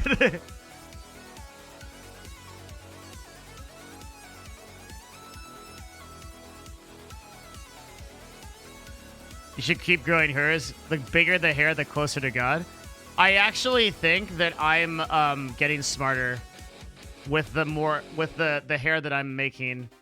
That like the more hair that I get, the smarter that I get. I think it's true.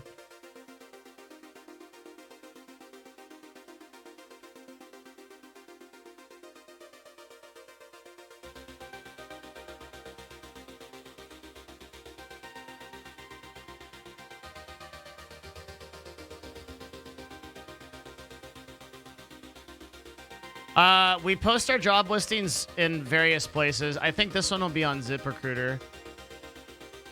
You'll get a link if you're in the Discord.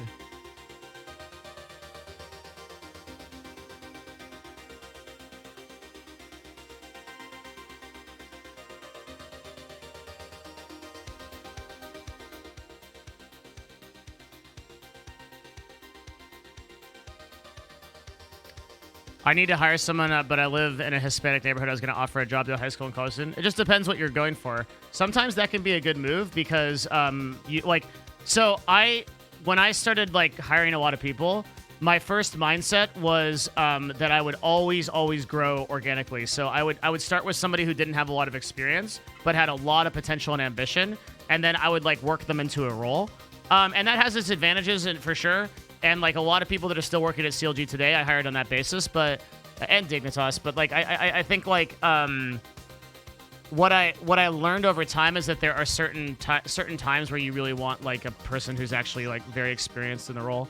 Especially if you're trying to scale like a particular part of your business that you can't be patient for.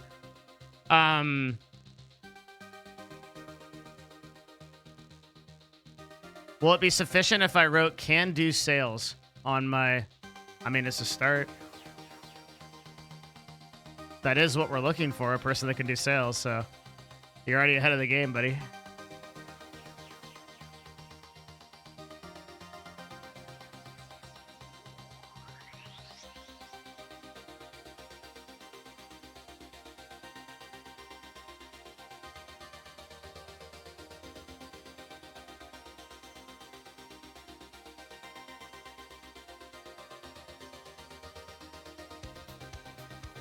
Okay, let's go.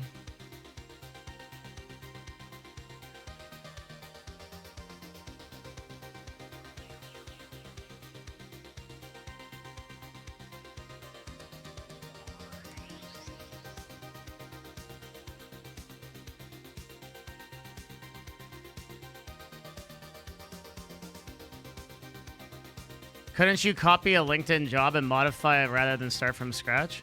Why would I do that? I'm hiring a position for my company, not a person's company on LinkedIn.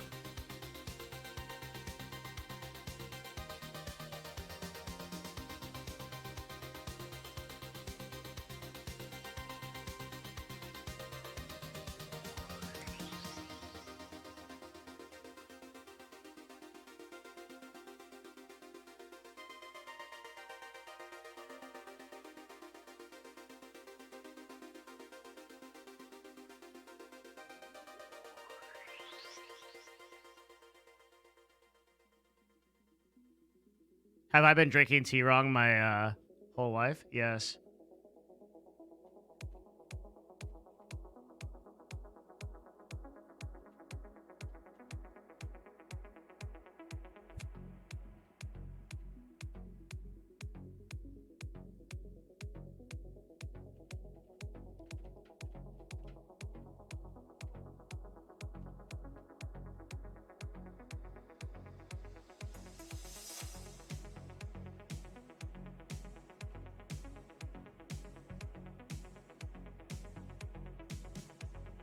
So Nerd Fusion as a business is a little bit weird because we do two things, right? So there's two things that you can sell within Will 1 to 10, you wear wigs. Okay, dude. like because number one, right, we sell talent and we sell activations, but we also sell studio. So we have to hire for both. Mm-hmm.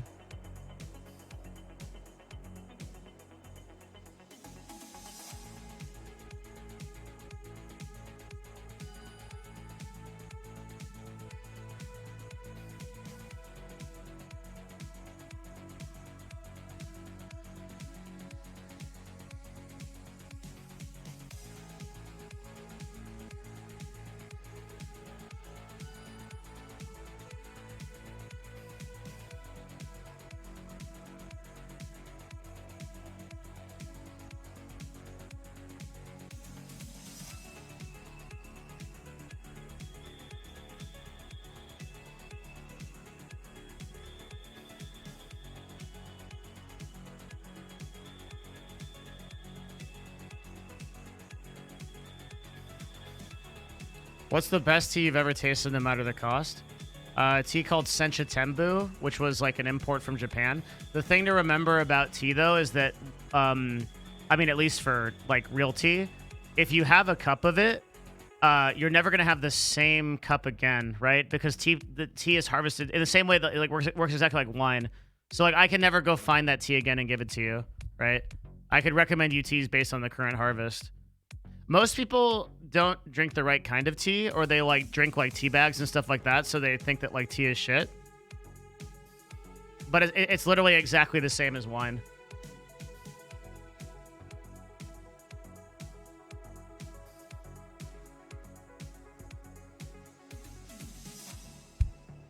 Arcadum, what's up, dude? Good to see you, man. The D&D legend. I'm looking forward to talking to you. We're going to be talking to Arcadum. Arcadum? It's Arcadum, right? Arcadum on Monday. I think he's going to talk to us about Dungeons and Dragons on Twitch, and not only from like a streamer standpoint, but also just about the game. Arcadum, gotcha. And I'm pretty excited about that. I got connected to him via a mutual friend, Mr. Moon Moon. So we're gonna have a chat. I am a very, very big like I'm very, very deep in Dungeons and Dragons like community. Like I played a lot of 2E. I really love the game, and there's a lot we can talk about. It's gonna be very cool. Yeah, it's gonna be absolutely excellent. I gotta VIP him. Thank you for the raid, man, too.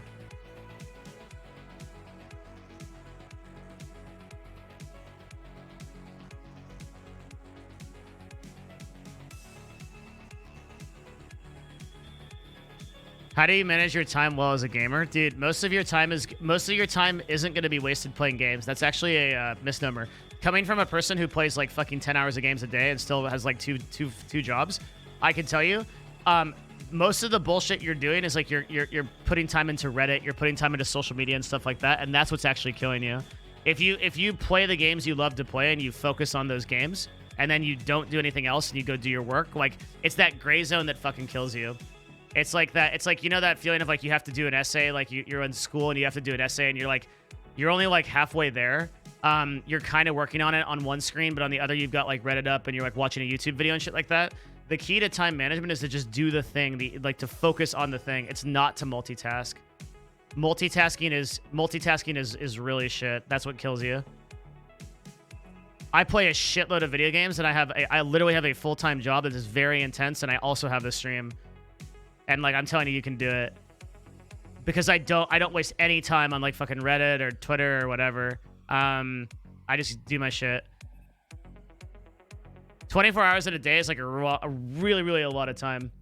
Also, Arcadums guys, thank you very much for coming.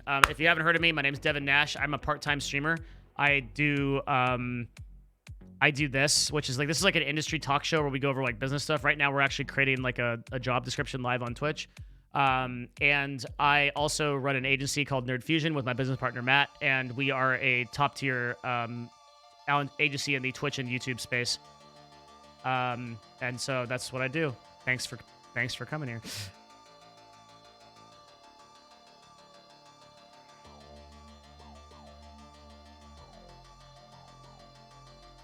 How do you use Twitter but not get sucked into it? So oh my fucking god, that scared the shit out of me. Holy shit. Holy fuck. Arcadum, thank you for the 20 gifted subs. Holy fuck. Jesus. Thanks, man. Holy shit. Oh my god. Thank you, man. Arcadum, we have a thing called the Hall of Fame. So you get like a perma mention. Thank you, dude. I'm looking forward to talking to you, man. I hope you come with like I really want to like learn about like how you approach dungeon mastering and like what your take on like the worlds are. Because I think you subscribe to the same philosophy of like having like a really persistent world that exists and like lives outside of the players. I'm really excited to talk to you about that. And I'll bring all the stats. I'll bring all the data. I'm going to do that research this weekend. Should be really good. Yeah, that's going to be Monday at 2 p.m. PST, chat. You guys should absolutely be here for that. Thank you again for the gift of subs. Fucking incredible. That's fucking awesome. Yeah, absolutely. So the answer to that is like most of the social media platforms have like a gotcha place where you spend most of your time. For Reddit, it's all, and for Twitter, it's your timeline. So the only way that I engage with Twitter is I go into my mentions and I go into my lists, and then I see what people are saying, and then I'm done in like 2 p.m. PST. So I'm done like in like 5 or 6 minutes. Dude, the thing about like Reddit all that makes it like such a fucking time vampire is like I will go into all. I will browse like fucking 3 pages. I literally won't remember a single thing after like 30 minutes that I fucking consumed. And I'm like, holy shit, I literally just died during that time. Like, I actually died. I physically died because I don't remember who I was for that moment in time. So why the fuck am I doing it? So you don't have Reddit? I have a few targeted subreddits I go to, and then I leave the site. That's it. I go to our Path of Exile, our Livestream Fail, our YouTube Haiku, and our Eve. And then I'm fucking donezo. Anonymous, a 35... Holy shit, dude. God damn, guys, clap it up. Let's go. Thank you, man. Today's been huge, dude. I appreciate all the fucking positive vibes. I had a little bit of a tough day. Thank you, man. That's good shit.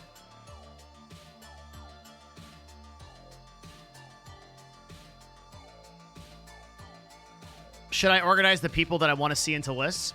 I can't tell you what to do. I think what I'm saying is you just need to be self-aware of how you use the platform. Because what's killing you is you're sort of like, you're turning your brain off, and then you're going in and you're just like, you're just going. And then like, before you know it, like 2 hours, 3 hours later, you've been on Instagram, you've been on Reddit, you've been on Twitter, you don't even know what the fuck your brain's been doing. That's the game is awareness. The game is like centering yourself and being like, okay, what is my goal? What do I actually want to do with this time? Right?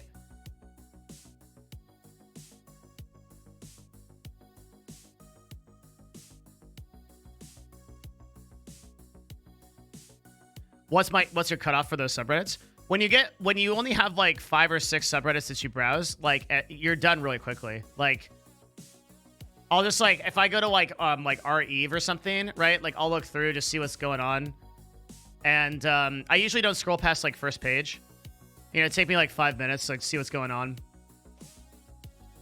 Okay, there's like no wormhole representation, things like that. Like I'll just, you know, I'll just look at shit and then go on. I'm telling you, it's like the all shit that kills you. I have a huge problem with self-accountability. Do you have any tips to find accountability for myself? Yeah, do the thing that you're actually afraid of doing and put that responsibility on other people for you. Like, create a like public community that will hold you accountable until you can do it yourself. The other good advice on this is Tim Ferriss advice, which is like he's got like the floss 2 teeth advice. That's like, just start entry point doing something very small, like cleaning one thing in your house or like something like that, and like you'll gradually build that like a muscle. You have to see it as like weightlifting. Like everyone starts off like as a shitter at that. But there's a lot of resources even online, like stick.com, that can hold you to be accountable. Like one of my favorite ones that I've done a lot of times is you can put aside a certain amount of money, and if you fail to do your goal, it will donate that money to like your least favorite charity. So I think those are the 2 things I would do. Do you think there should be a rule against drunk people on the Scuff podcast? Yes, 100%. Yeah, that's already a rule. We've done that. Like Train and I have been talking this entire day, and like we're both trying to figure out like we're both trying to figure out how to fix it. Yeah. So we're really well aware of what the community feels about the podcast. We feel bad, but we'll do better. That's it. Like, we're super into it, man. And we agree with you, by the way.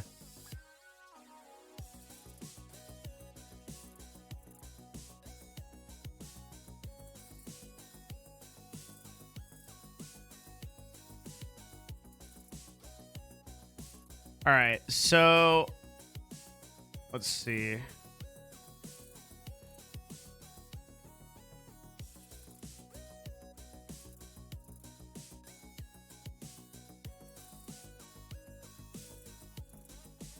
Actually, it'll probably help me to think about this first if I do the Matrix level first. So the Matrix level is...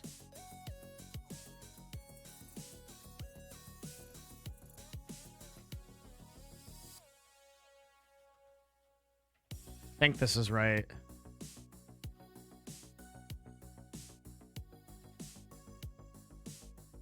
Kind of.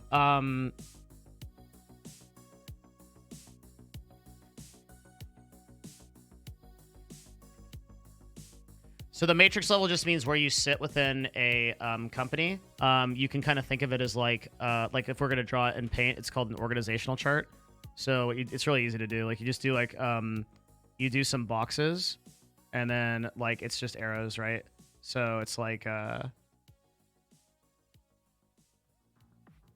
you're just drawing boxes so that people understand. And then in this you have like a DR. So a DR is called a direct report. And that means that's basically the person that like evaluates your job and your objectives. In this case, this DR is directly to me, I think. Well, I might reevaluate this, but I'm pretty sure this is a role that DRs to me. But the head of brand partnerships is technically a little bit above it, so that's how we think about this. I had a lot of people come in today from last night's stream and had really good things to say. Yeah, you conducted yourself super well, so. Like I said, like don't let there's always going to be a few people that are like, LOL, like whatever. Like there's always going to be that. But you just have to go with like what the vast majority of people are saying.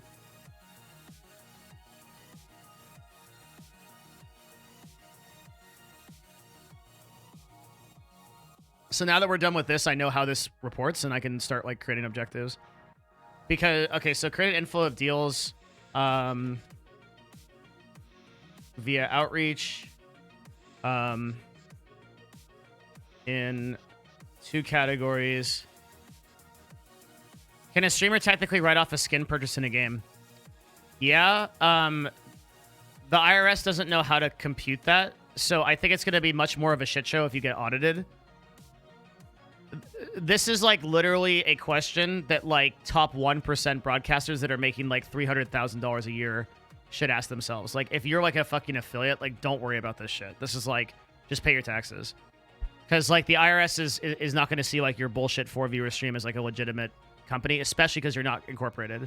Like you're not representing yourself as like an LLC, right? You're theoretically a contractor, or a Shazam was asking on his stream, how big is that dude? It's relevant. Like what's his viewership?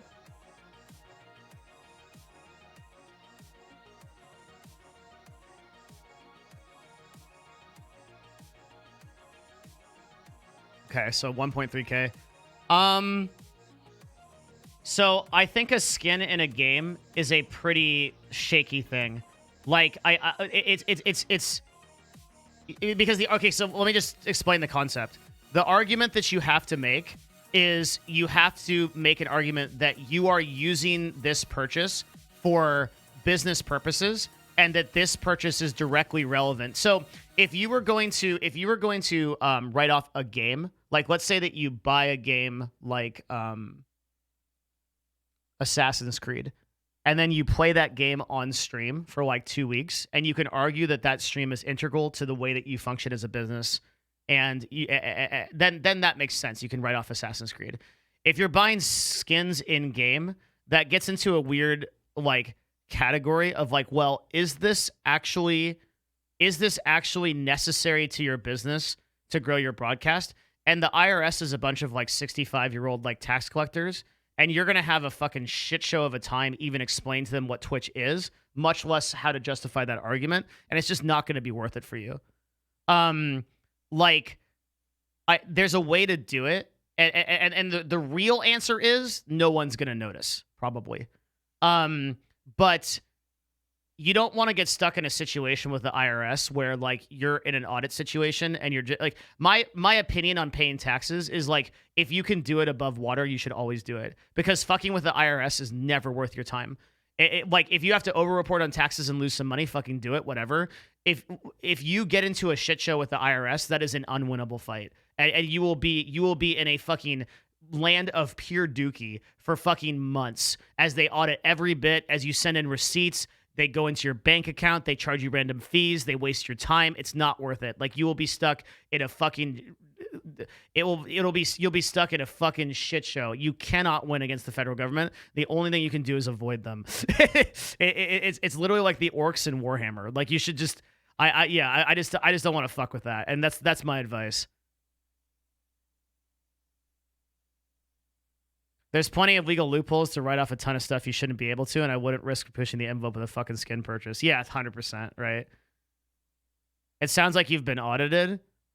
I don't want to talk about it. I just come from a certain family that like deals with this stuff. That's all I'm gonna say about it. What stream related things do you write off? I don't. I don't personally, because my stream is like a part-time thing. But I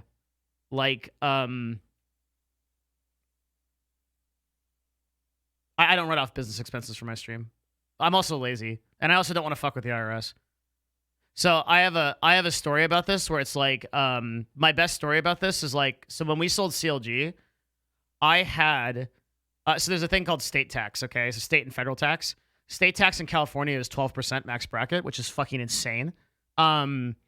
So I had an opportunity. So the way that it shook out was the secondary income that we earned from selling CLG. I had a house in Nevada. I had plane flights showing that I went from Nevada to California. I had dedicated office space under an LLC in Nevada that showed that I was working in Nevada. And I could have very easily, some people that are older on my stream know this story, I could have very easily justified that I was working in Nevada and I earned that income in Nevada, so that when I sold CLG, I could collect it based on Nevada income, and that would have meant I saved 12%, which on that sale was a lot of money, right? And I called my dad and I asked him about it, and he said, look, dude, like, do you want to go to, and this is such good advice. My dad's like one of my heroes. He's like, do you want to go to sleep every night thinking about if this is the day that the IRS fucks you in the ass? And I'm like, oh man, that's true. Like the amount of pain that would be, it's not worth the money. So like the truth is the income was earned in California. That's where CLG is incorporated. It's where I spent most of my time. And so there it is. Like, I'm just going to report it to the California State Board, and that was going to be it. Like, would they have caught me? Probably not. I probably would have gotten away with it. I would have made a lot more money, but the cost of it would have been worrying about the IRS pounding me in the ass every fucking day to this day. And I just because they have a very long memory. Like they will come back after 7 years and fuck you in the ass. Like it's just not just not something you want to fuck with. So if you can like always do the right thing when you're paying taxes, that's like my honest, like legit advice. Trust me. I feel like you could have split the income proportionate. No, this doesn't work that way. When you sell a company, you're selling a company based on the place where the work is earned. That's it. Like, it's not an either or thing, right? The company's being sold in California to a New York company.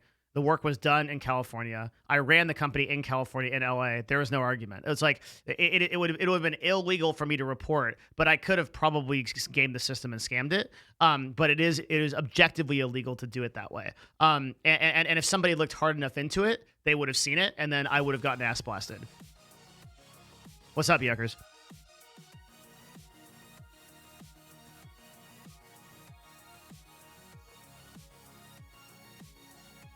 So it's just not worth it. It's just not worth it.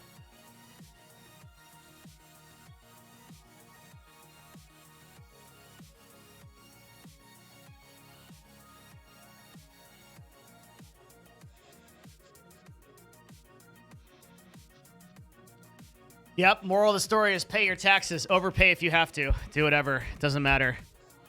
That is your price for living in America, man. Like, or wherever you live. That's it.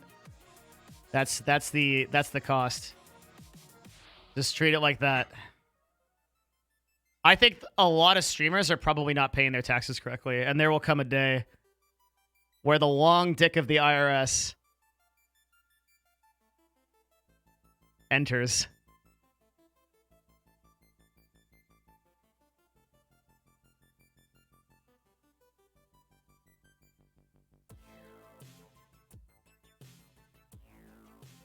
Yeah, I don't talk about that wasting. That's just not something I do. Doesn't matter.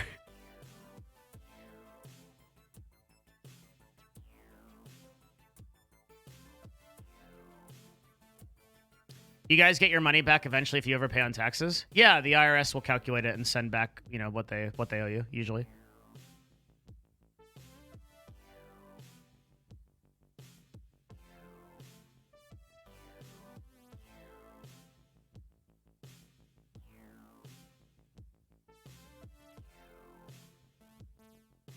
Yeah, just pay your shit.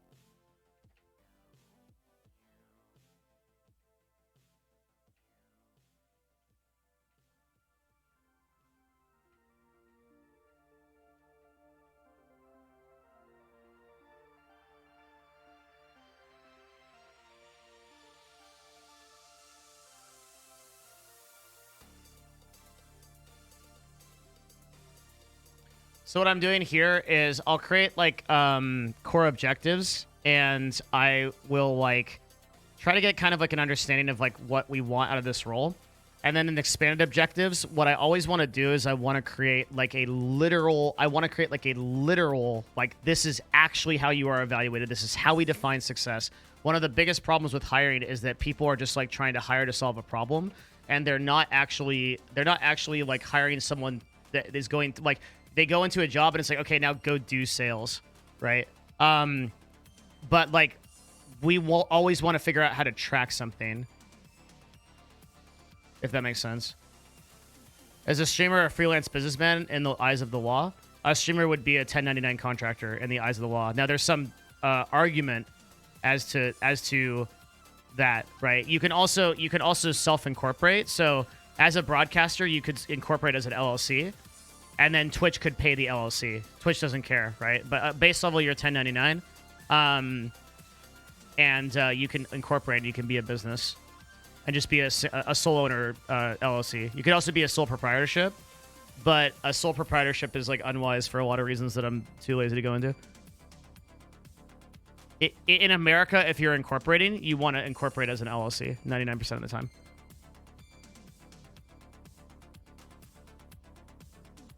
Otherwise, if you are building like an actual business, then you want to incorporate as like an S corp.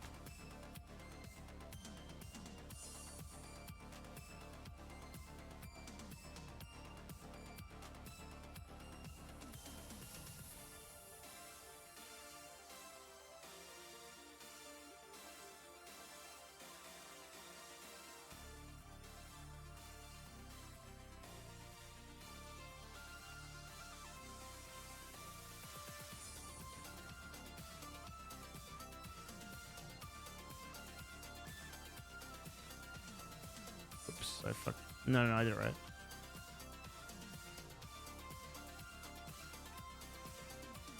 Wait, the fuck?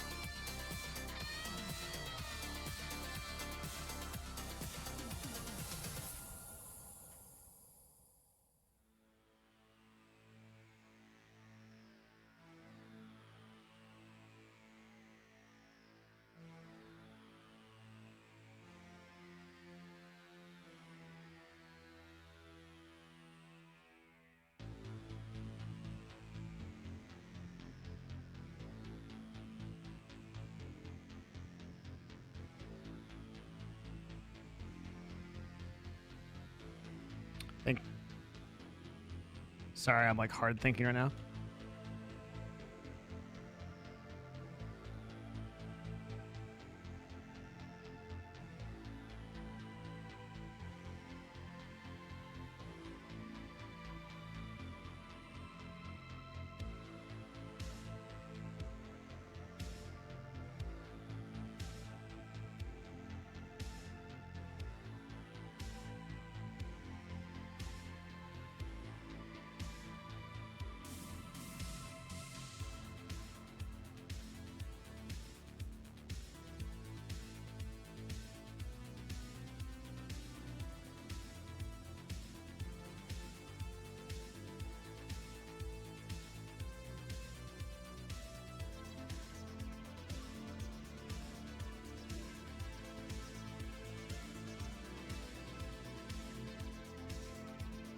So what I'm doing here is just being really, really clear. Again, if I bring someone into the company, they should know exactly what is success and failure, right? It's like one of the number one things that businesses fuck up. This is why we have like 8 zillion people at Twitch that don't appear to be doing anything, because none of them have objective KPIs like this.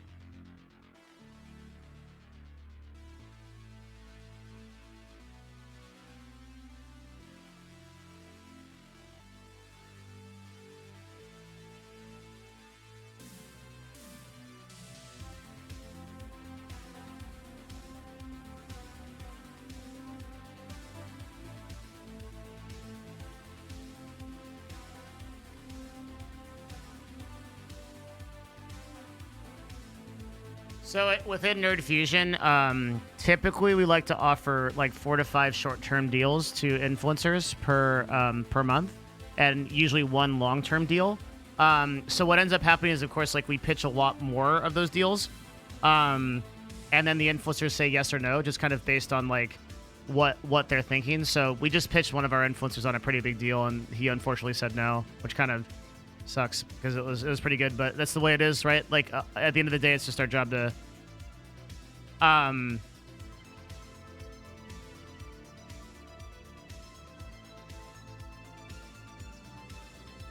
do that. So it's not that the outbound sales associate will be responsible for getting this for all of our influencers, right? It's just to give them an idea of like kind of like what we look at as success.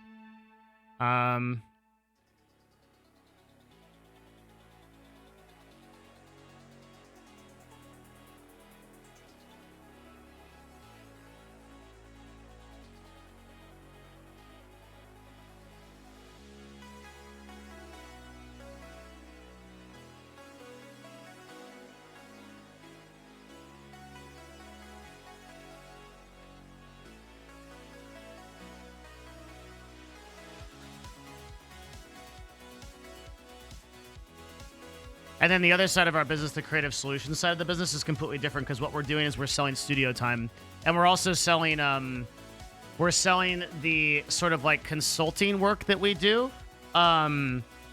over like for our studio. And like, so if like a brand comes to us and says, hey, like I want to sell like XYZ, I want to sell like, I don't know, green tea. They're not only paying us to use the studio to make a commercial or something like that, they're also paying us to make a solution, right? Hope you're feeling better today. Honestly, I've been having a pretty kick-ass stream and people have been really positive, but yeah, it was a really shitty night. Thank you for coming in and saying that. I had a... Fuck, man. But I really... I've gotten a lot of really, really positive messages, and I really do appreciate it. I cannot tell you enough. Like, holy fuck. Do you ever do the same deal for all of your influencers? We don't, but that's not because that's bad. It's just because of the way. So Loaded, for example, like they do a lot more of that. Like the guys that run like Jared and like Lyric and people like that. They will do like more like package deals like that. This is just sort of, there's no wrong way to do this. This is just like the way that we operate as a business. Nerd Fusion is what's called a boutique agency. So what we do is we try to target deals that make the most sense to our influencer. So if you're like an influencer that like loves army shit, right? And like you like we might get you a deal where like you fly in a fucking helicopter and film it, right? Because like that's your fucking jam. And like there's weaknesses to this, right? It takes longer to do that. It takes more direct outreach. But the end activation is really fucking cool. So that's like what we go for in our agency. So we typically do less deals, but they're higher value and they're more they're just cooler. It's more fun to do.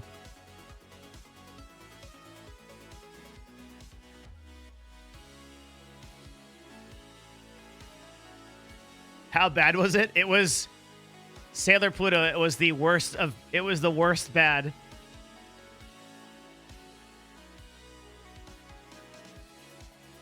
It was the baddest that bad can be.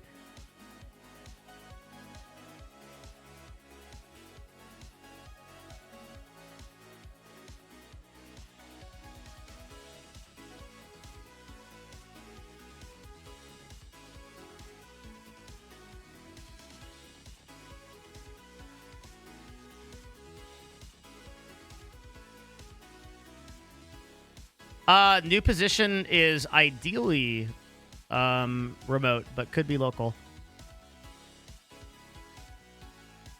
Absolutely can be a remote role. We don't have a... There's no reason why it can't be. Sorry for the hard time you got. That person needs to learn... Yeah, thanks. Appreciate it. Why ideally? I don't know. I don't know if it's ideal. It typically costs us a higher occupancy rate when we get some. So the answer would be because a in-house employee is typically more expensive than a remote employee for a lot of reasons. One is because we live in fucking Seattle, so I have to pay that shitter fucking Seattle rates. And then two is because there's a lot of reasons for this I could explain, but like there's a thing in business called occupancy rate, which is basically like the cost of like having one employee in an office. It typically costs more to have somebody in an office than it does remote. So it's just less advisable. Yes, we're not going to be hiring some fucking non-US shit. Sorry, this is too many. There's too many laws.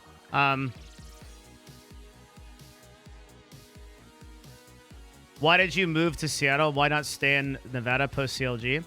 My fucking life exploded. My 13-year relationship crumbled, and I lost everything that I had. And then I gave up all my possessions and wandered the earth until Matt found me, and then I moved to Seattle. Smile. Can I put previous EverQuest Apple experience in my application? Yeah, fuck yeah. And I take it seriously.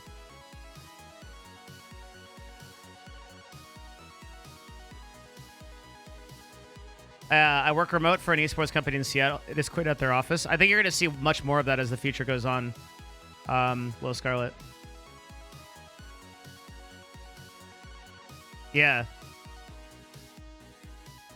Nevada is not a place I can ever return to. I lost too much there.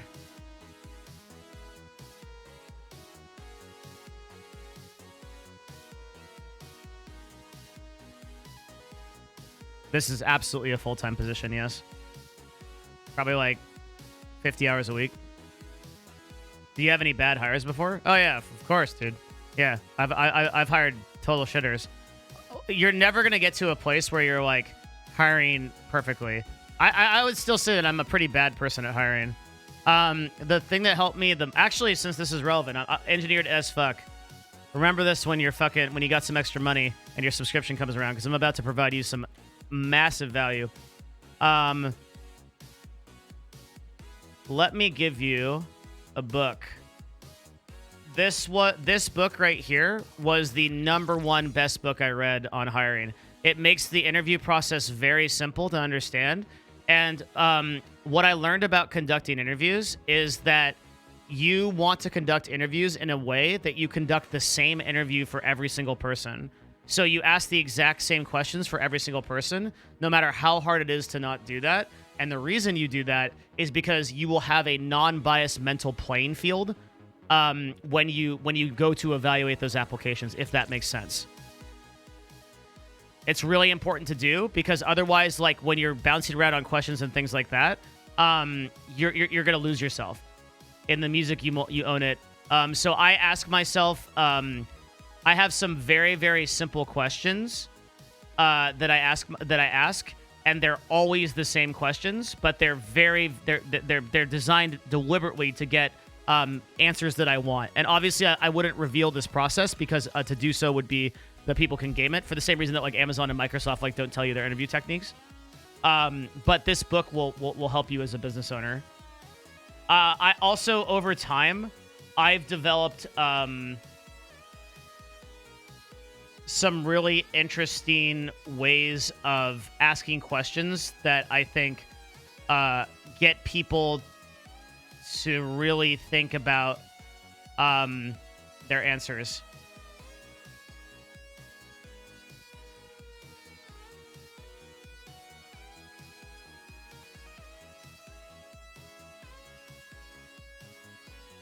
So I'll give you an example. You can, like, one of my favorite questions to ask people is really simple but very, very powerful. What is one thing that you believe that no one else believes? And then you just kind of sit and listen, and you will learn so much about a person based on how they answer that. It's a very open-ended question. Because they might say some shit like, so if you asked me that question, I would say, I have an immediate answer, but it's obvious because I've thought about it, right? One thing that I believe that I think very, very few other people believe is that there is no such thing as talent. And I mean that 100%. Like, there is no such thing as talent. Literally, no genetic predisposition for it. That's it. Like, everything is self-development, ambition, willpower. That's it, right? There is physical talent. There's people that play basketball better because they're taller or just are fit more physically to do so.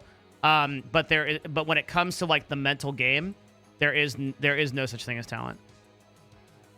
And like think about if you give that answer in an interview, people are gonna be like, "Holy fuck, this guy's fucking baller as fuck," right? And I've had some really, really interesting answers to that question. Like some people have answered like I had one answer that was like, the absolute most important thing in life is to give everything for your children. And your life is completely irrelevant after you have them. Like, that told me a lot about that person, right? I had another one that was like, I'm going to look through my... So I'm looking through previous interviews, and these are obviously all anonymous, but I've done like hundreds of interviews, so I have just like all my notes from them. And I write down exactly what they say. Here's one. I think my definition of love is unconditional. I think it's a transcendent thing, and in this day and age, it's easy to just say I love you, but love has a transcendental quality, and I believe in a type of love that doesn't obey logic or normal understanding. That was their answer. Like, how much do you learn about a person from that? That's like some fucking crazy ass shit. Right? So it's a very, very, very good question to ask. Yeah. You are the question you ask is, what is something you believe that you think no one else believes in? And that's the only one of those I'm going to give you. I have a lot of them, though. Here's another one. I think people are too afraid to talk about religion and politics, and we are too closed off as a society. We need to have an open conversation in a respectful manner. Right? That was the person I ended up hiring, by the way. This is actually, I'm looking at this. Yeah, this is a person I ended up hiring. And they're great. They're amazing. They're fucking one of my best people I've ever hired.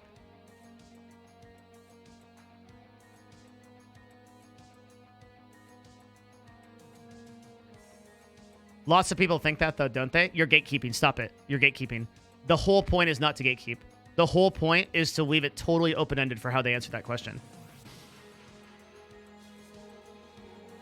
It doesn't matter. Like you're well actually, right? Like it doesn't matter. You let the person answer that question however they think to answer it. And they may ask you a clarifying question and you refuse. This is very much a Zen school of thought, right? Like if you task someone, you say, what is the sound of one hand clapping together? And then they come back to you and they say, it's a single bullfrog, right? You don't gatekeep their answer. You accept it for what it is. What you're analyzing is the way that they came about that thought process. So, how quickly did they do it? Was there hesitation? Was there fear? Was there anxiety? Did they ask a question to clarify it? How fast did they speak? What was their body language? How did they move? How did they engage with you? How confident are they in their answer? That's what I'm looking for. The answer doesn't matter. You're looking into the essence of the person. And this is a lesson that you learn in Zen, right? When I did Zen training, they would give us these impossible koans, these fucking very annoying, like really these koans that have no intellectual answer. And then you'd be expected, usually like for me it was at the end of every day. You'd have to go back to the master and you'd have to tell them the answer you had. And almost always you'd be wrong. But not because you were intellectually wrong, because you didn't really believe in your answer. You didn't have conviction. So for example, like I'm trying to think of some difficult Zen koans that I came up with that I came across. Because there's so many.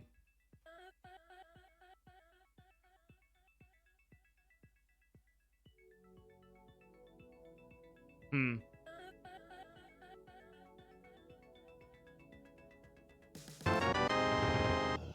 have a question as an interviewer.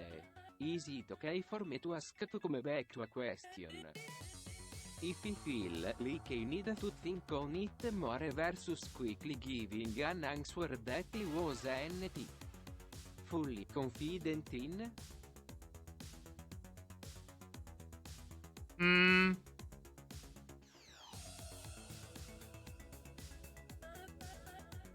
Is it okay for me to ask to come back to a question if I feel like I need to think on it? Yeah, I think that demonstrates a lot of introspection. If you if you're willing to sit in silence and take the time to really think about a question, I think that's really important.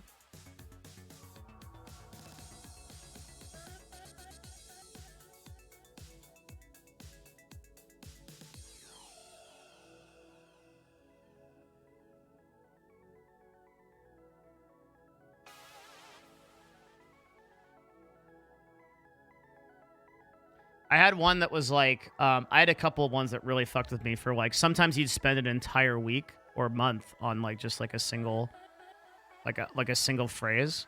God, this is so long ago. I'm fucking old, dude.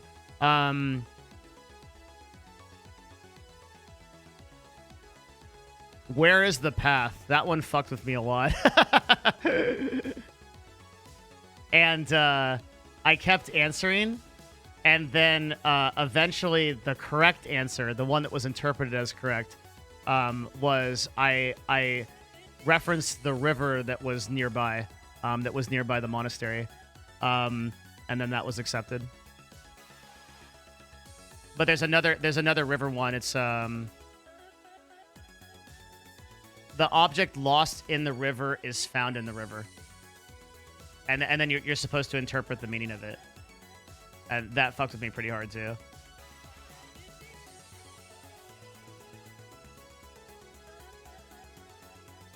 Will you wear wigs is actually a really good Zen code. Thank you for your donation, by the way. I really appreciate it. Sorry. I was interested in your question, so I forgot to thank you. Is that why some companies ask really ridiculous questions? Yeah.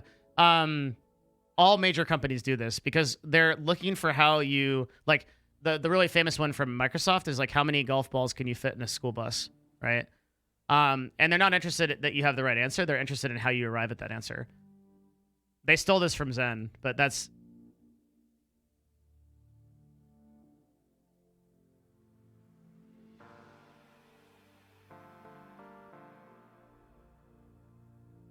Twitch didn't ask me a funny question. That's why the fucking shitters at Twitch can't get anything done, dude. They don't know how to interview.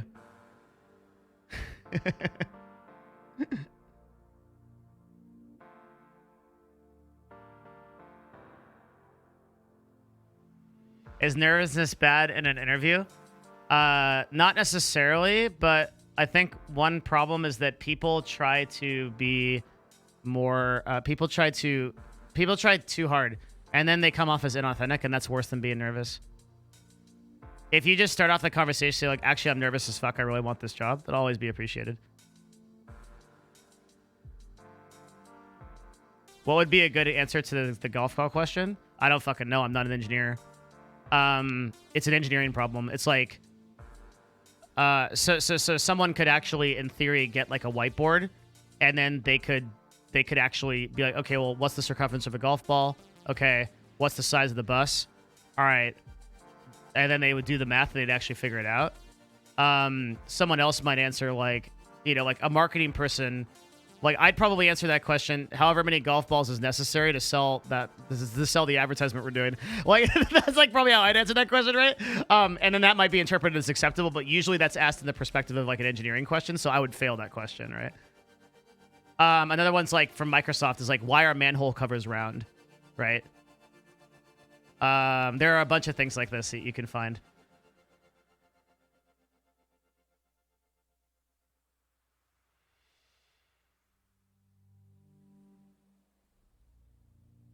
I always like to hear the answer to what would you say is your weakness. Yeah, okay, so I can help with that. So the way to answer the what is your weakness problem, every single company will answer this. We'll ask you this. This is like a very common like trap question that like fucking employers love to do. Okay, it's super easy to answer this question actually. But we overthink it, so it gets really difficult. I will tell you exactly how I'd answer this question. Okay, here it goes. Devin, what are your weaknesses? I would say that I'm fucking narcissistic as fuck. I am super, super ego driven, and when I like am in something, I want to fucking own that thing. I can't work with anybody else very well. But like if I get given the responsibility, the accountability to do something, I will do it. But if I feel like I'm in a position where my authority is challenged on something unjustly, and that I'm just being in a position with like a shitty boss who just wants me to do something but isn't willing to discuss like the logic behind it and actually examine the problem, I will lash out and I will be the worst team member on your team.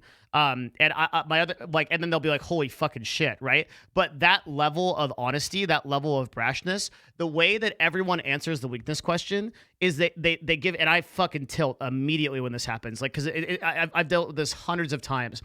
Oh, so what do you think your weaknesses are? Oh, sometimes I just work too hard.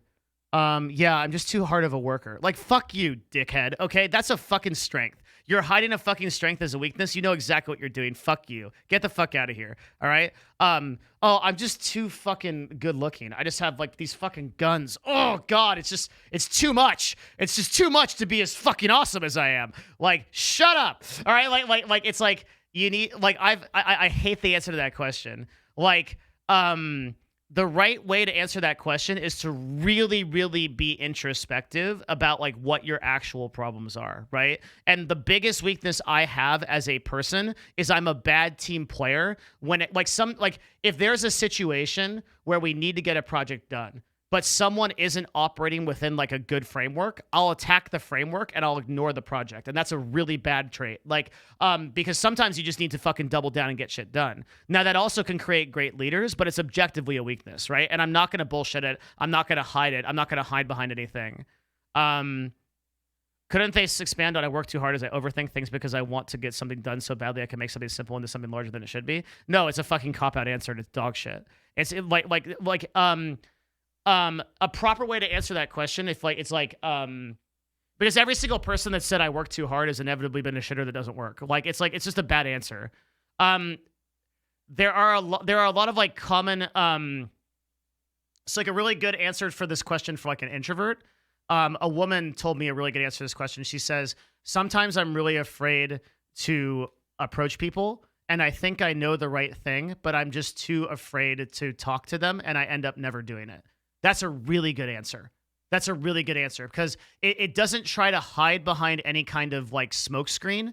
And it's like you can tell that like she's really in her head and she really has a good idea of how to do it, but she has like a legitimate issue of being unable to approach the situation.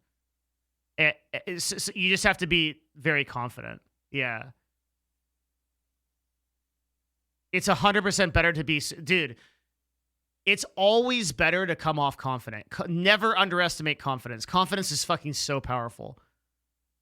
I will tell someone outright, like, my biggest problem is I'm narcissistic and arrogant as fuck, and if I feel like someone is a dickhead, I will 1v1 them into oblivion, and I don't care about how much it costs the company.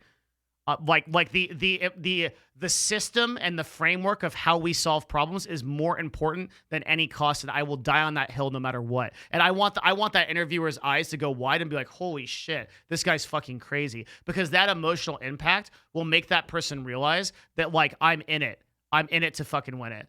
And, like, I'll do that at any cost. It doesn't matter, right? Like, I will sack the entire company for principles. And you don't necessarily, like, because, look, what are you trying to do? If they hire you based on a false pretense, then you're going to be shit at that job anyway. Right? Like what is that about? If you're going to be shit at the job anyway, and like that's it then. Like it's whatever. You know? If you're not fit for it. Yeah. That's actually really true. You really want to make that impression? Yeah. I mean, like, and the impression that they'll walk away with from that is, like, not that, like, oh, this guy is, like, a shitter. They'll walk away with, like, okay, that guy really understands and is, like, self-aware.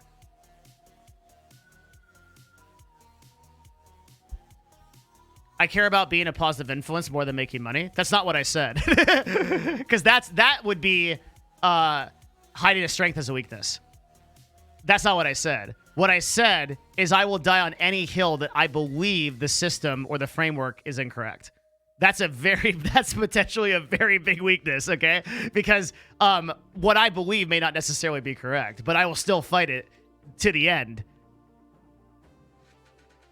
Have you ever interviewed with the HR department? Yeah, many times. They have all like those stupid cliche answers. They don't, no. Nobody likes that that's interviewed seriously.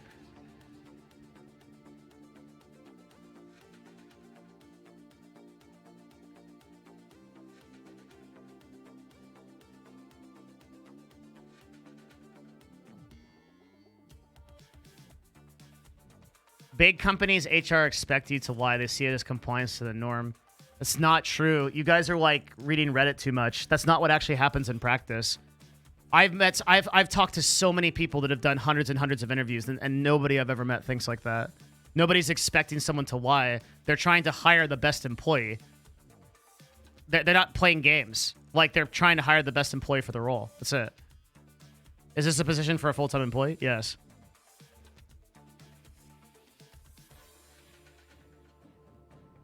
What does compliant to the norm even actually mean? Yeah, recruiters are human beings. Exactly. I hate working in groups because I feel the need to force myself into being a leader of the group no matter what. Be a good answer. It's an okay answer. I'd probably start asking more questions about it. I'd ask you to expand, is what I would ask you.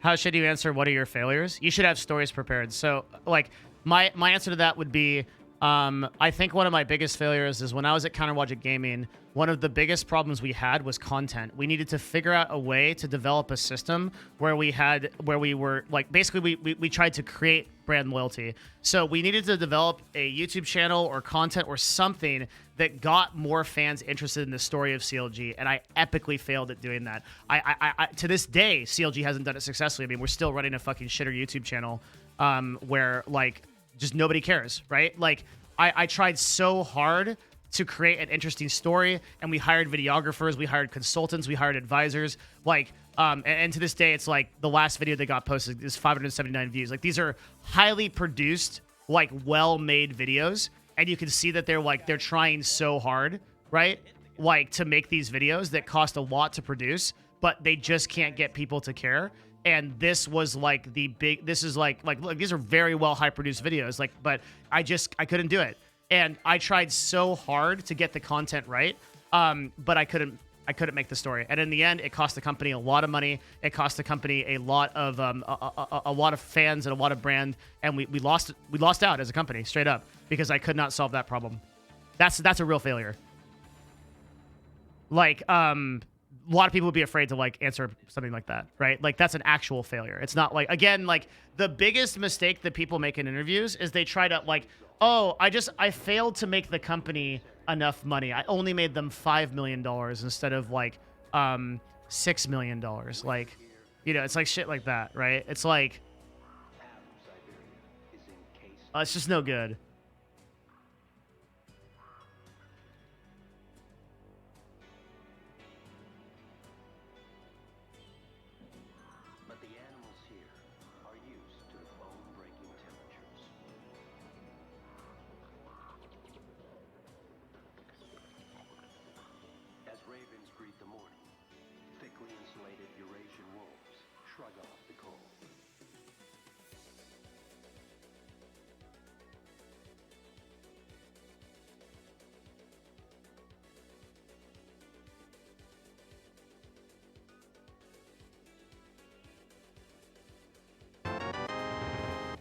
IMASR, Project Manager at a Tech Company. In my experience, being able to identify your own weaknesses is one of the biggest strengths you can have.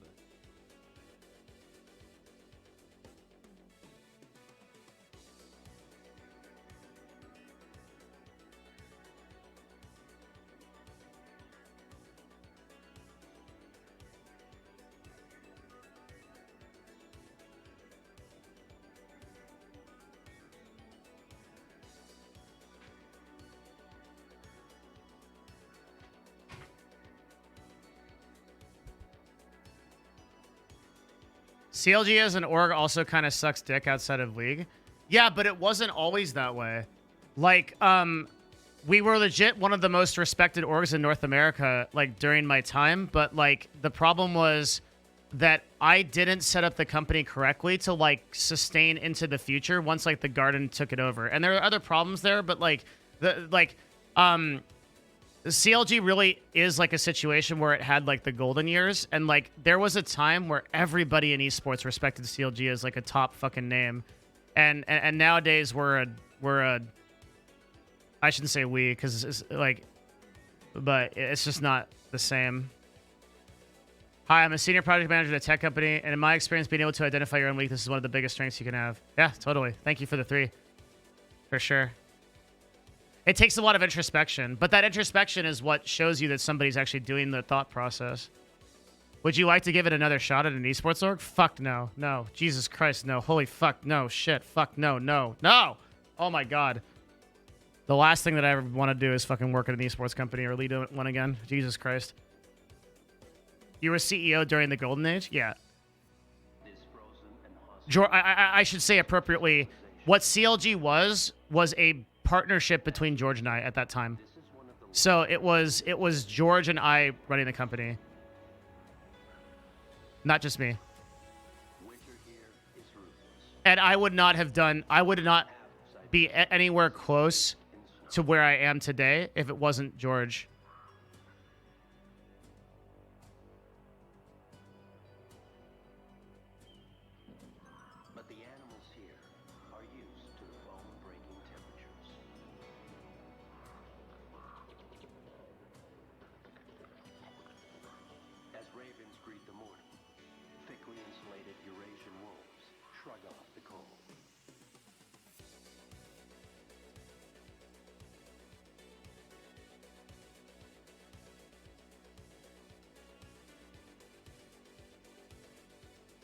Just a sec.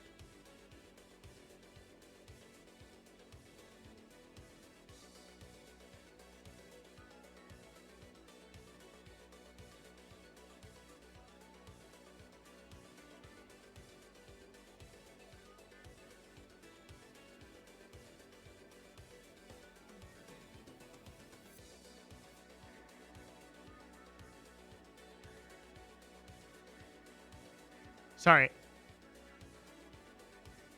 I got it. Sorry. It took me a little bit of extra time to delete because I had to like make sure that goes to Discord.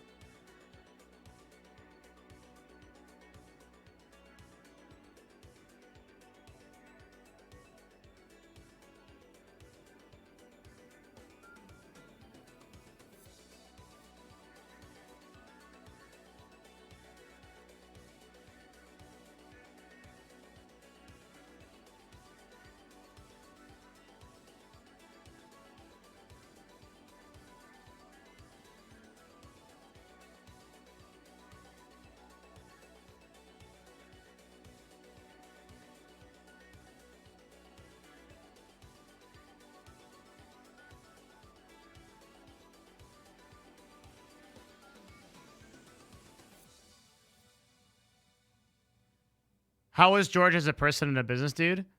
One of the smartest people I have ever worked with, if not the... I say the smartest person, but like my business partner now, Matt, is like smarter in different ways. George is truly incredible. He is an unbelievably smart person. On an intuitive level that I've never seen in another human being. It was an absolute honor to work with him. Like, I learned so much about myself and about running businesses from him, and like... It is insane how he thinks about things. That's combined with his like patience and his kindness. He's just a fucking upstanding human being on every level.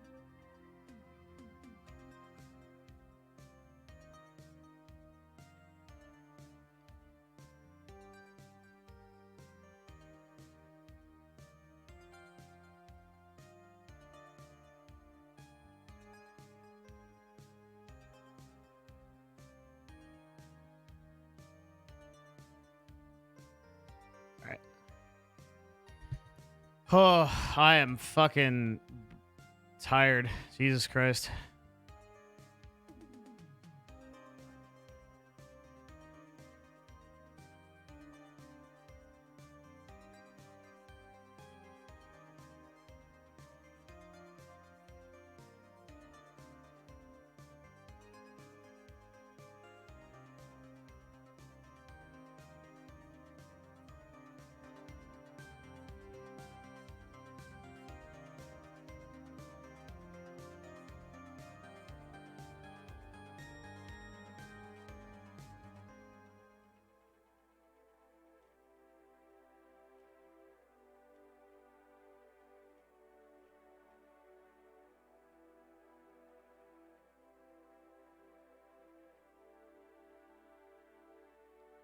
Okay.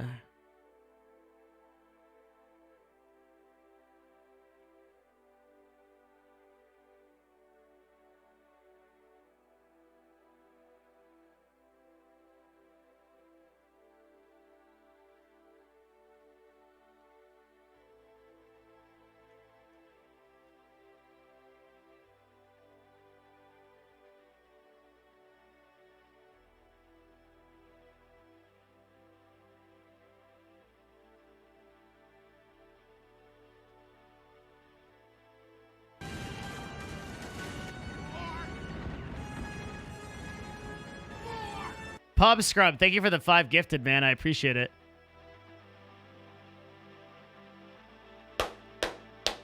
Thank you so much, man. Appreciate it.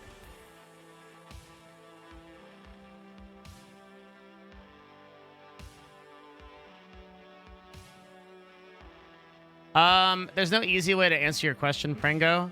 There's a lot of like stats and like things like that. I can't easily answer your question.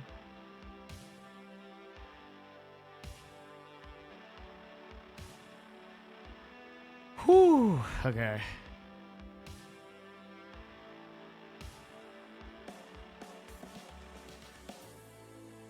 All right. I think those are the objectives.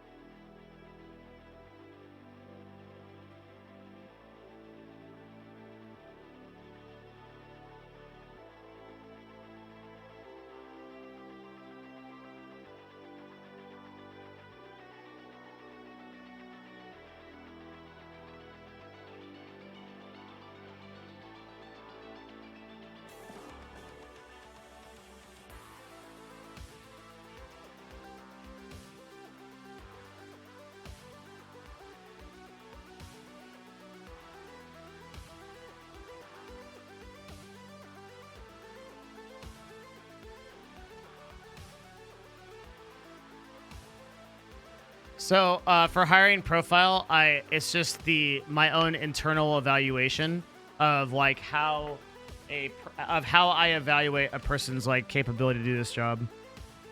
This like a lot of people do this in terms of experience, but that often leads people to put like arbitrary things. Like you'll see like on like really stupid Twitch job postings where it will say you must have a minimum of 15 years of, and this is like not an exaggeration. Like I think the CMO position was like you have to have 15 years of marketing experience, right? And it's like, sure, I can tell you I have 15 years of marketing experience, right? But I might be dog shit at the job.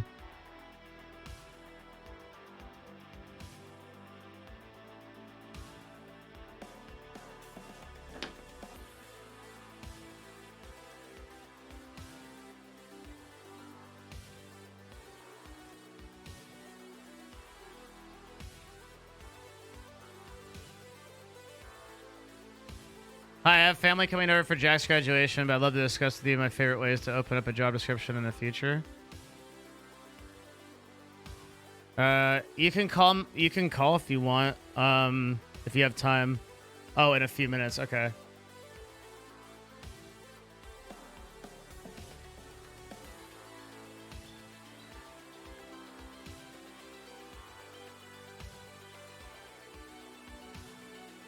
I'm gonna be gone. I've got like I'm gonna be out of here at 7:30.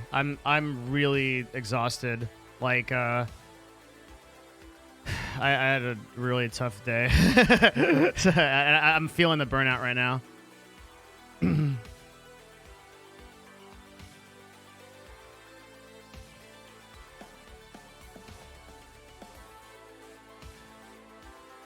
And like I don't really like want to talk about like super heavy like work shit with someone as smart as you, because I'm gonna have to spend like a lot of time really thinking about it.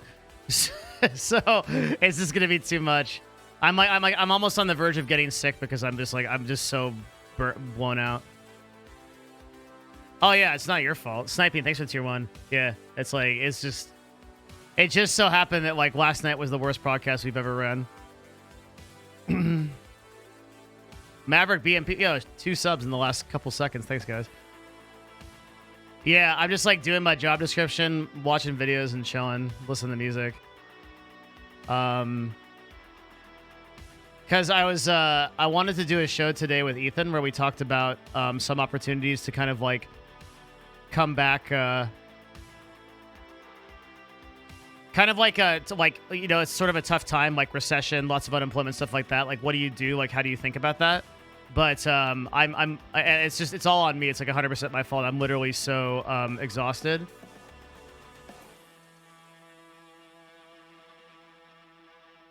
That I can't, I just can't.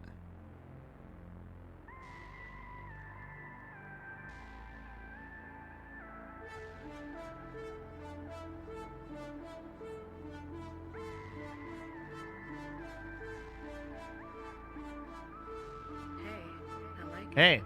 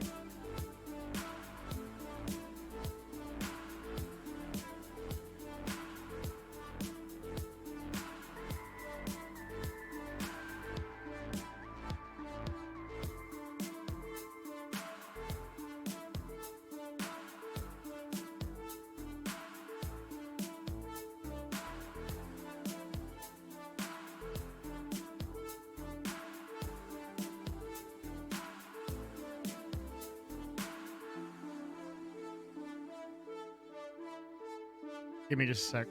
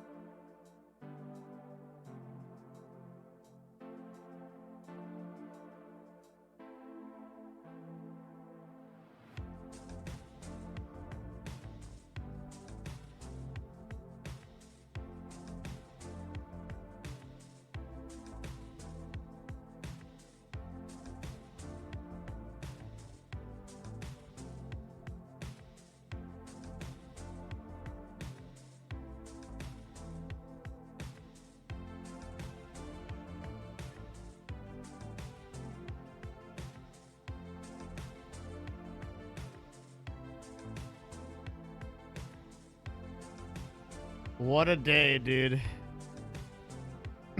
Some days are just not your day.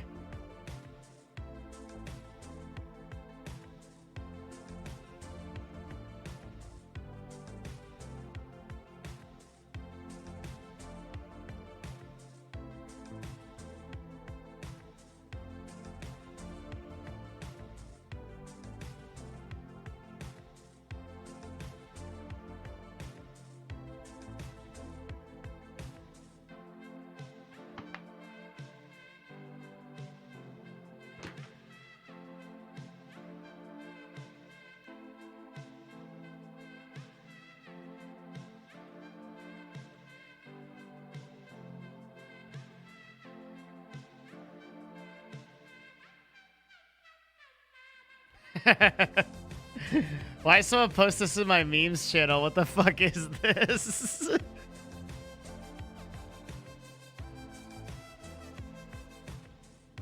Jesus Christ.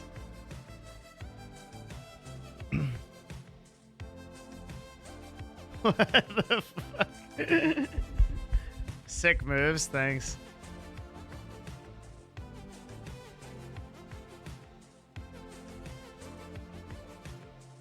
Oh, dude, I can't. Dude, I just Harvest League can't. I honestly might take a month off streaming. I'm like, I'm thinking that way right now because I'm in like such a fucked state of mind. I'm sure I'll be better.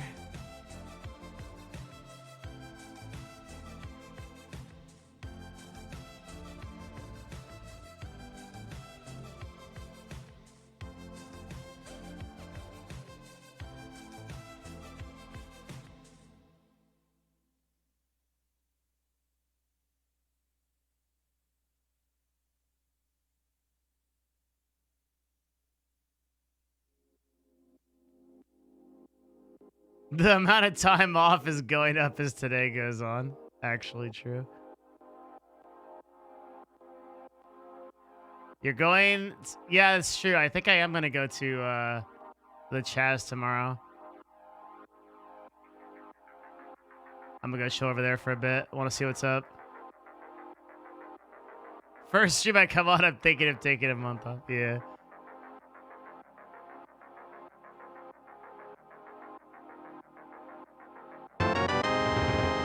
Thanks for face stream today. I know it's been a rough day. Thank for you. But this stream has made my day better. Oh, I just want to go to see. I want to go see it because it seems like something that, like, dude, there's literally a part of Seattle has been taken over by the public and has been abandoned by the police. I have to go there. That's fucking crazy. In what time that we're living in is there ever going to be something like that? It's fucking insane. Holy shit. It's only 20 minutes away, so I'm super down.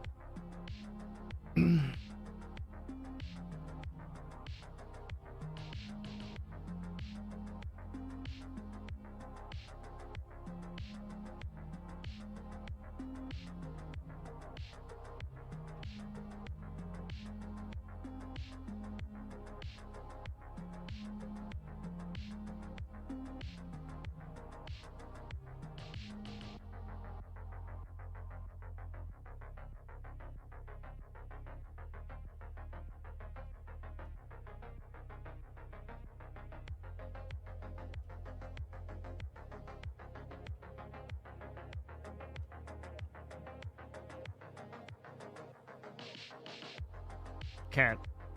That's the internal letter. Is it free to enter? I think so.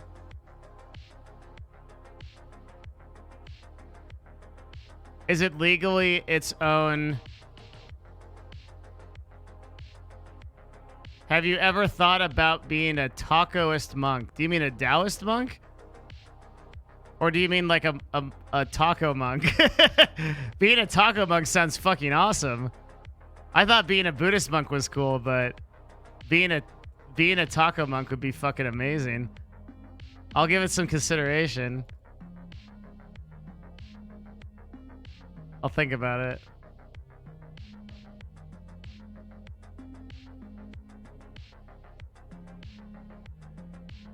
Name my Path of Exile character. I think my first Path of Exile character is gonna be Farmer Nash. It's gotta be league appropriate. Would you take on an unpaid intern at Nerd Fusion? No, 0 chance. And I mean 0. Doesn't matter how good you are.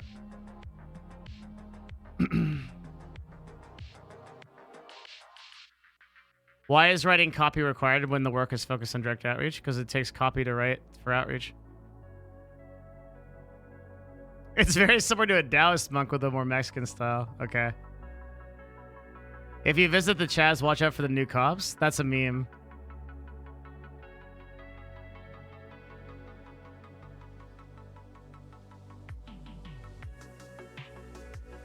Police chief has said crime went up 300% in the area. How would he know? They haven't. There is no police there. Etc. Picking a distributor label seems scary. Any chance their upcoming YT content about this?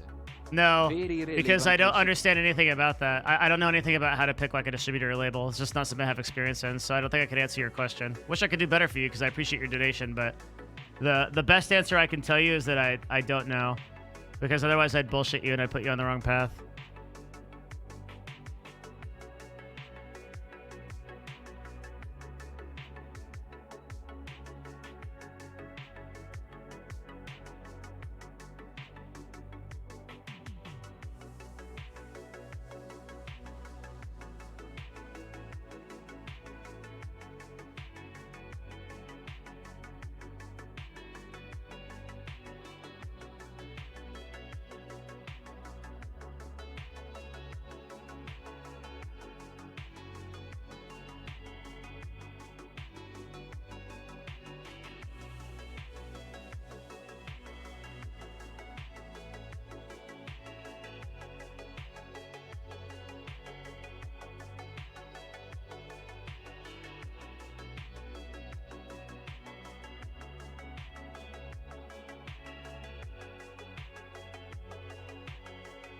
Did you get over that headache from last night? No, I'm still there, dude.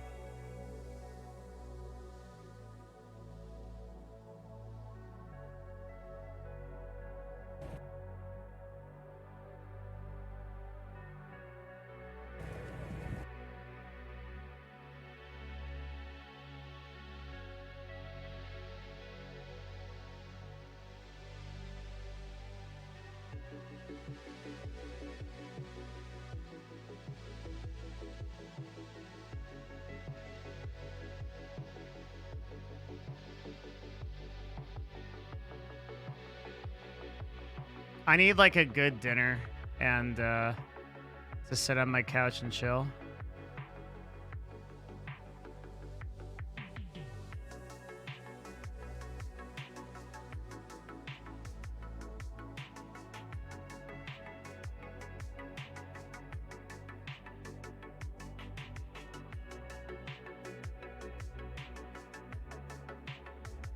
All right, I gotta write this. Ah, okay.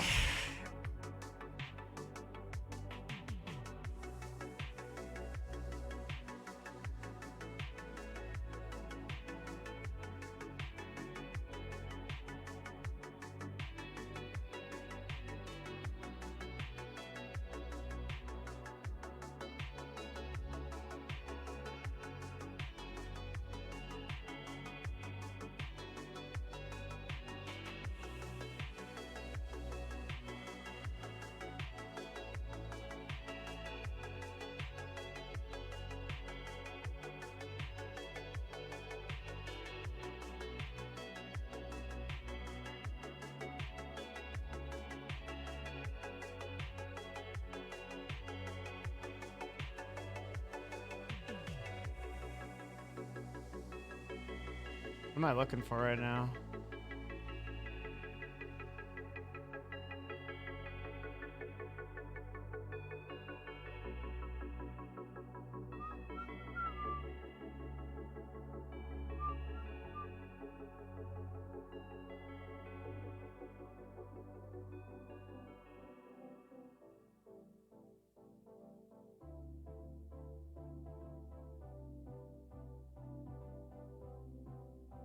Oh.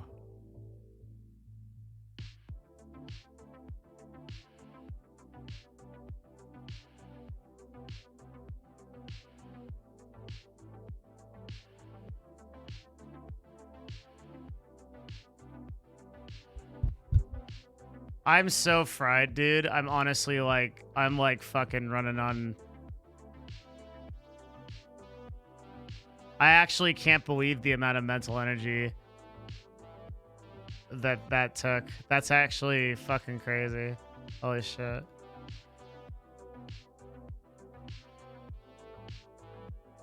Crap. This will be the actual forward-facing post.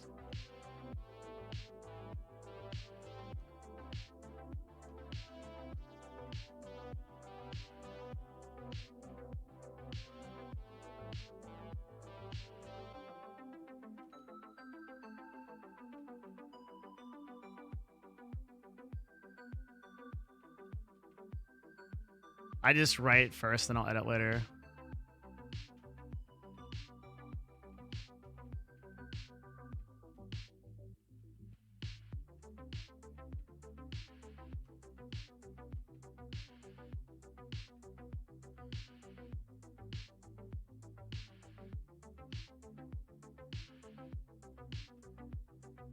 Fuck. Yeah. Thank you, Google.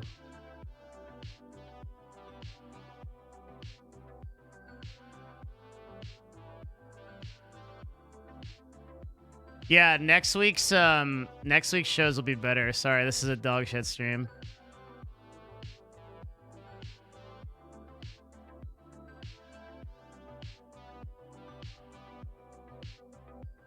Monday will be pog as fuck, actually.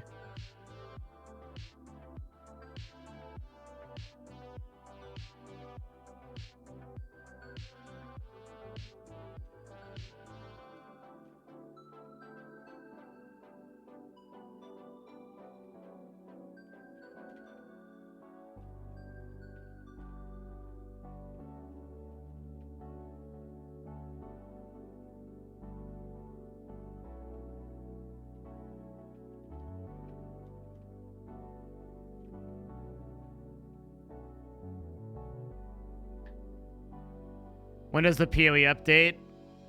Next Friday. It feels so long, dude.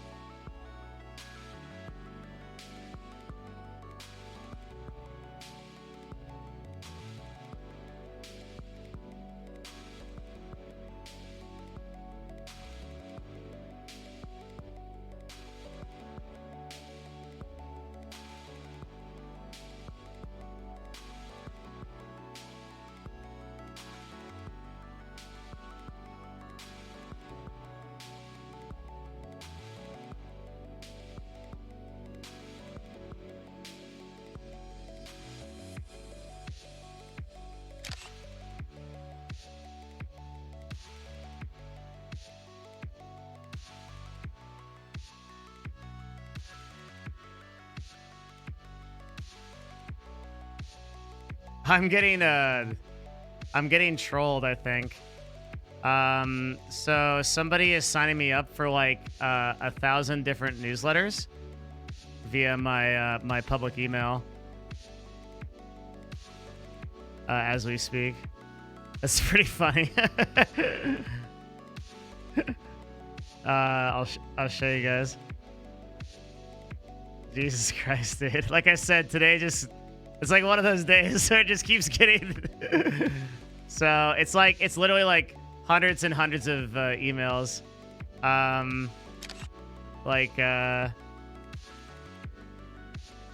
These ones.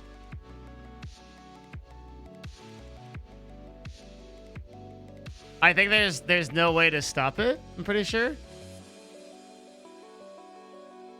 Because I think there's websites that just auto sign you up for them. It's really easy to stop. It's not that annoying. You just you select the emails and just click spam. Yeah, it's super, super easy. It's not that annoying. It's just funny. It's literally like 1,000.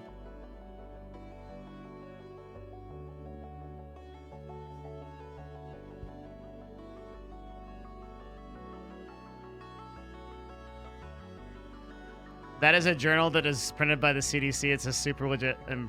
Yeah, I'm sure. I don't. It's just I'm literally getting subscribed to like your subscription to the community forklift channel is confirmed.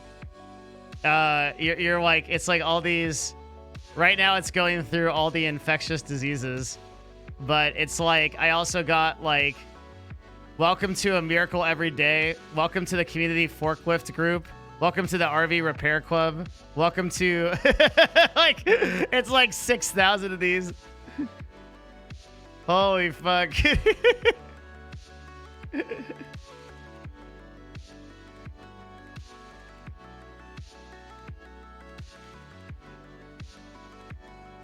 The community forklift group sounds amazing.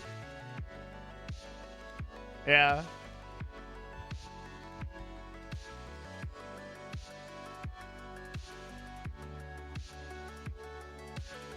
There's a tool that does the opposite and prevents that from happening. Toss it my way if you find it.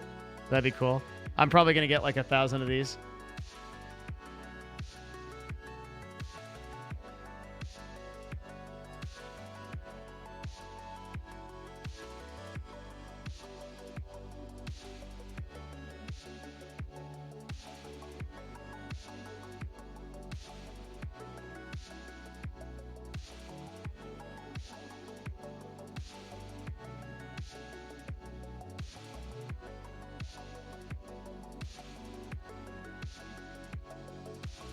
I feel like the job of a job description is to tell people why the job is cool.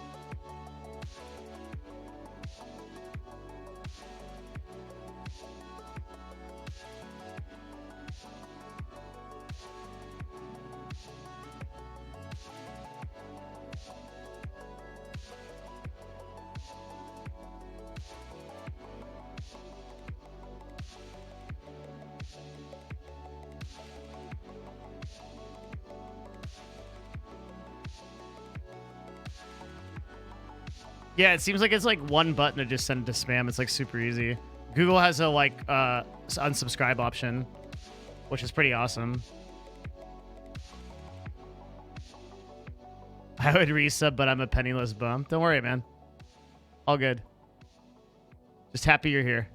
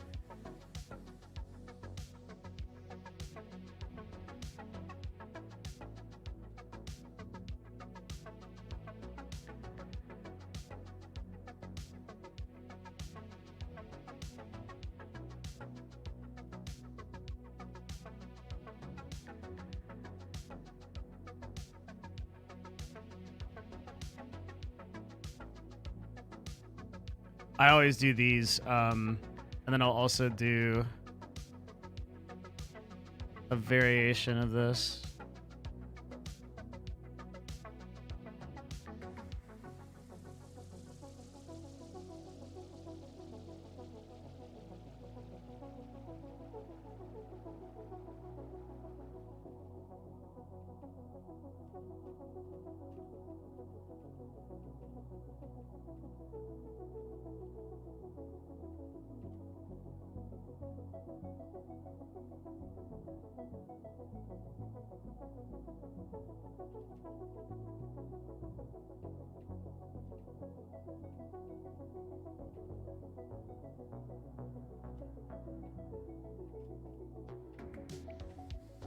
I'll probably go back and edit this tonight. I'm writing like a shitter. I've started watching your stream, Downtime and Corona. Your content's been very helpful and informative. Thank you, man. Appreciate you.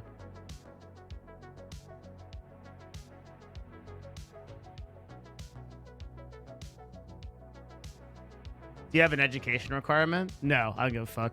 Must have played at least 1 year of EVE Online. The education's like not terrible because I think sometimes asking for education is like basically it's like a confirmation. It's like, hey, can you stick with something for like 4 years? But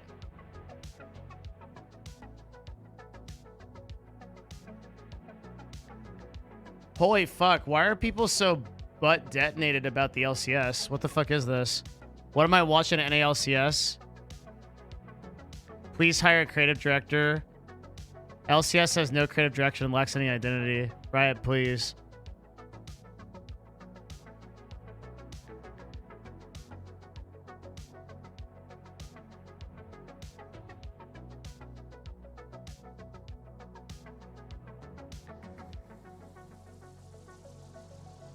I don't know. I don't know what happened.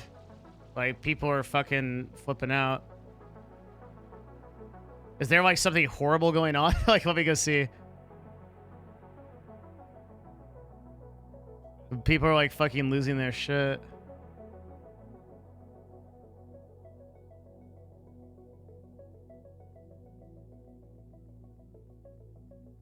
Friday Night League? Oh, this is the LCS channel.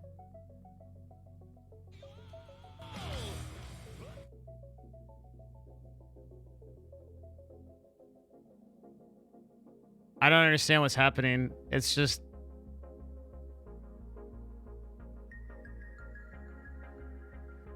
Quiet Pain, thanks for the tier 1. Turning with 64k viewers. Rewind like 10 minutes. Yeah, can't. Let me go to YouTube.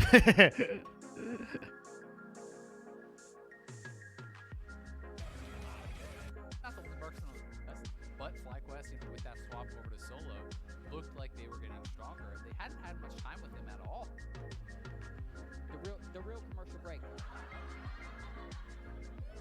Hold up.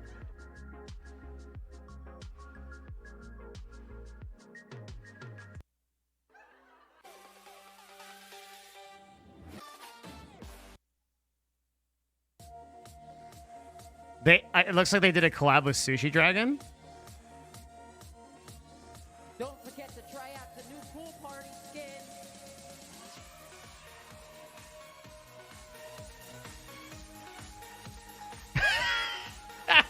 Oh shit. Oh no. What are we doing?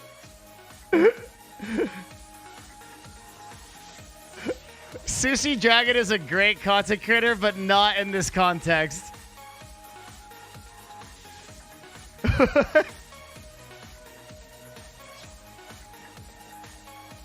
What the fuck am I watching? I want 2020 to be over. What the fuck is this? Oh god. I want 2020 to be over so bad. I'm so done with this. Back to you. Oh man. We're setting it back to commercial break.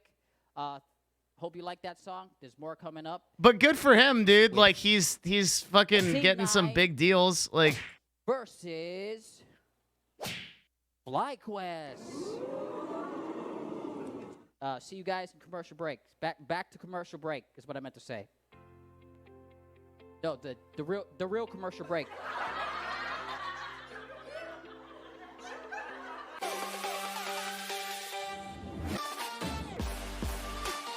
You can fight properly. Red Bull. was that it? Is that what everybody on Twitter is bitching about right now? How long was this segment even? Yeah, I fucking just muted this on accident. Oh, here we go. All about This was only like a 10-minute segment. Whatever. Like, it didn't seem that bad. Why is that something negative? It's just... I don't know. Like, esports is like a little bit too much of a meme, dude. LCS, please hire a creative director. Don't blame Sushi. Like, look, okay, here's what I'll say about it, okay? If we're ever gonna get taken seriously as seriously as sports do, like traditional sports, we need to like we need to. I don't know. Fuck it. I shouldn't wander into this swamp. This is this is like this is just probably not a place to be. I don't know. Like it's fuck it, dude. I like this is. I'm gonna. You've got enough on your plate, yeah. Rather than taking on the LCS, fucking Riot Games. All I'm gonna say about it is I don't think it's like Sushi Dragon as a creator that's cool, but like we just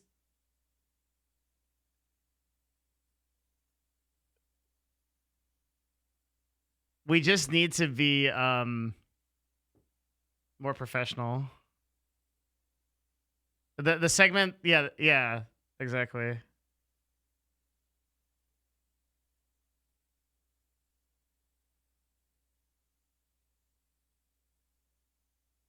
But it's really good for Sushi Dragon, so we're happy about that.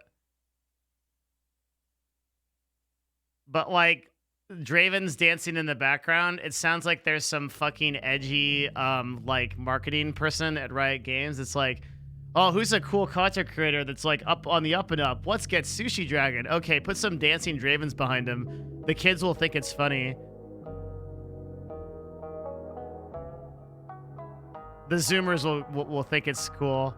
And then what'll happen is everybody in the LCS will burst out laughing and everyone will stand up and start flossing at the same time. This is unironically how these people think. Like,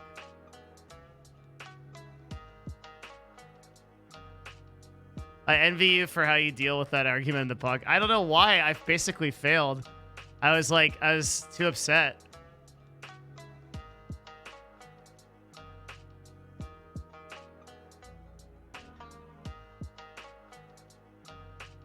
I like listening to you talk. My microphone is highly modified. This is not my real voice.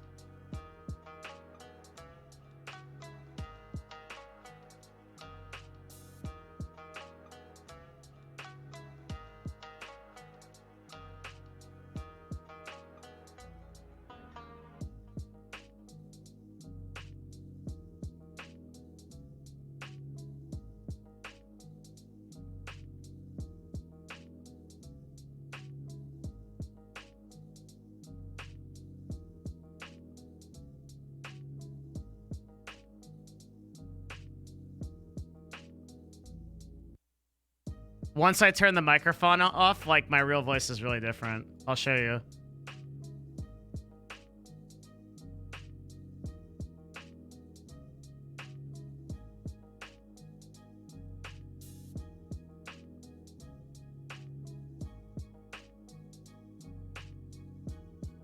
You sound pretty much the same when you were talking in the protests. No, the microphone was on. I just have to show you. This is my real... Okay, this is my real voice, okay?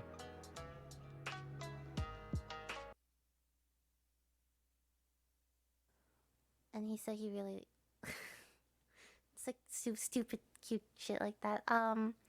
What else is there? If I turn the microphone off, this is my real voice. It's really cute because every time I go into his room to say hi or whatever, he'll be on his computer, and then he'll look at me, and then he'll have this like big smile on his face. Oh my god, There you go.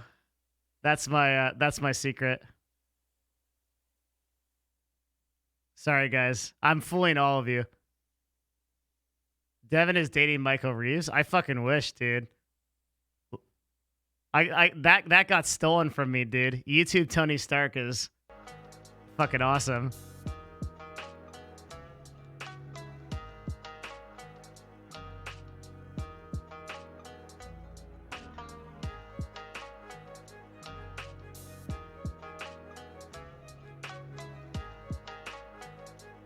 Yeah, because the voice is heavy equalized, right?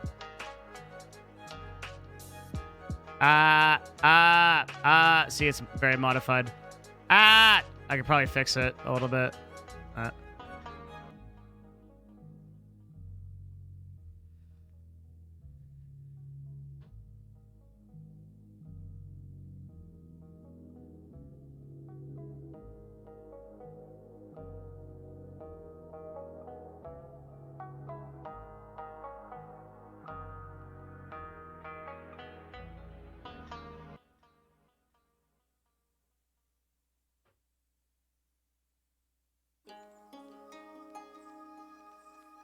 What's your real voice without the equalizer? I mean, I can only actually attain my real voice in heights of like great feeling or emotion or ecstasy.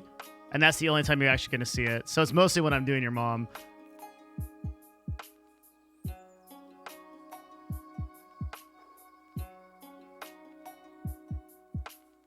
Job description, roles, details, how to apply.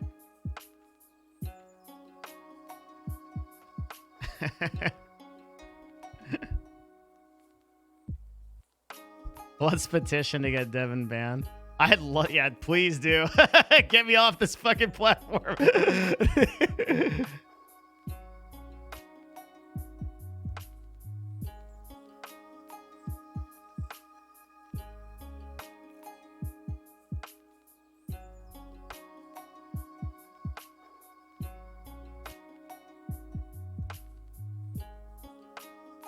All right, am I done with this? Okay.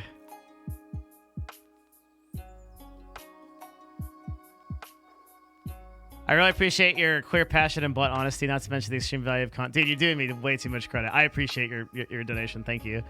You're doing me way too much credit. Seriously. I'm sorry. I apologize to all of you for this stream. The stream was way lower quality than it should have been. Monday, we're talking to Arcadum about like the world of Dungeons and Dragons, how it exists on Twitch. It'll be really interesting because I'm sure we're going to get into the stats on things like Critical Role and the success of it. It's going to be very, very cool. Arcadum was put together with me by Moon Moon, so I'm excited for talking to him about that. And we also have, I think we have another guest set up next week. And we'll also have a lot of interesting shows. I have a lot of plans for what I want to do next week. This should be very, very cool. So I think it should be a much better week.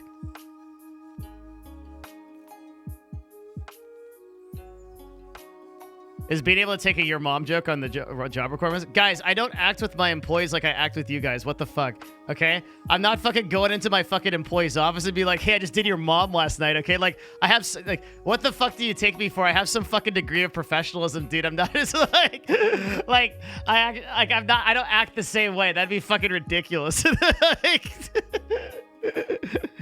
Hi, so, how many, like, sales do I need to do? About the number of times that I did your mom last night. Like, I'm not gonna fucking do that, dude. If you talk to my employees, they will tell you that I am a very measured and... I don't know what they'll tell you, actually. I don't know. I thought you were a writer and farted on people's balls. Okay. Jesus.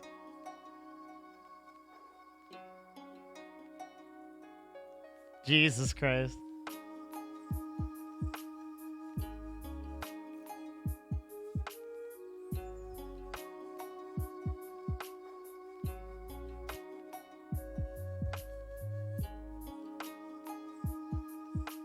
I gotta send this to Matt.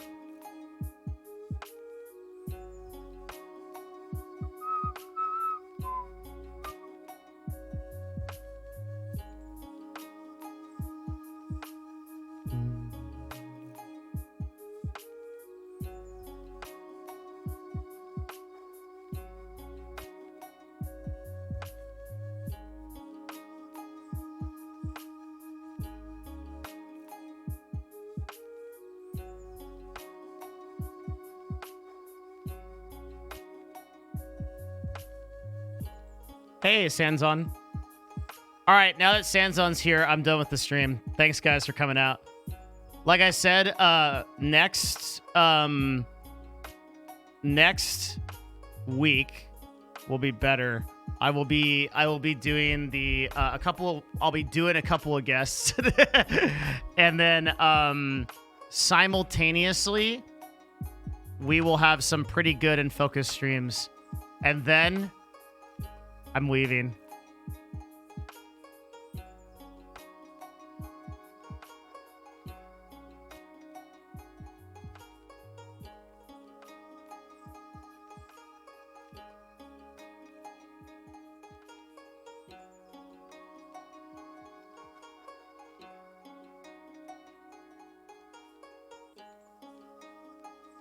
Beaker with the last minute tier 1. Thank you again for your donation, man.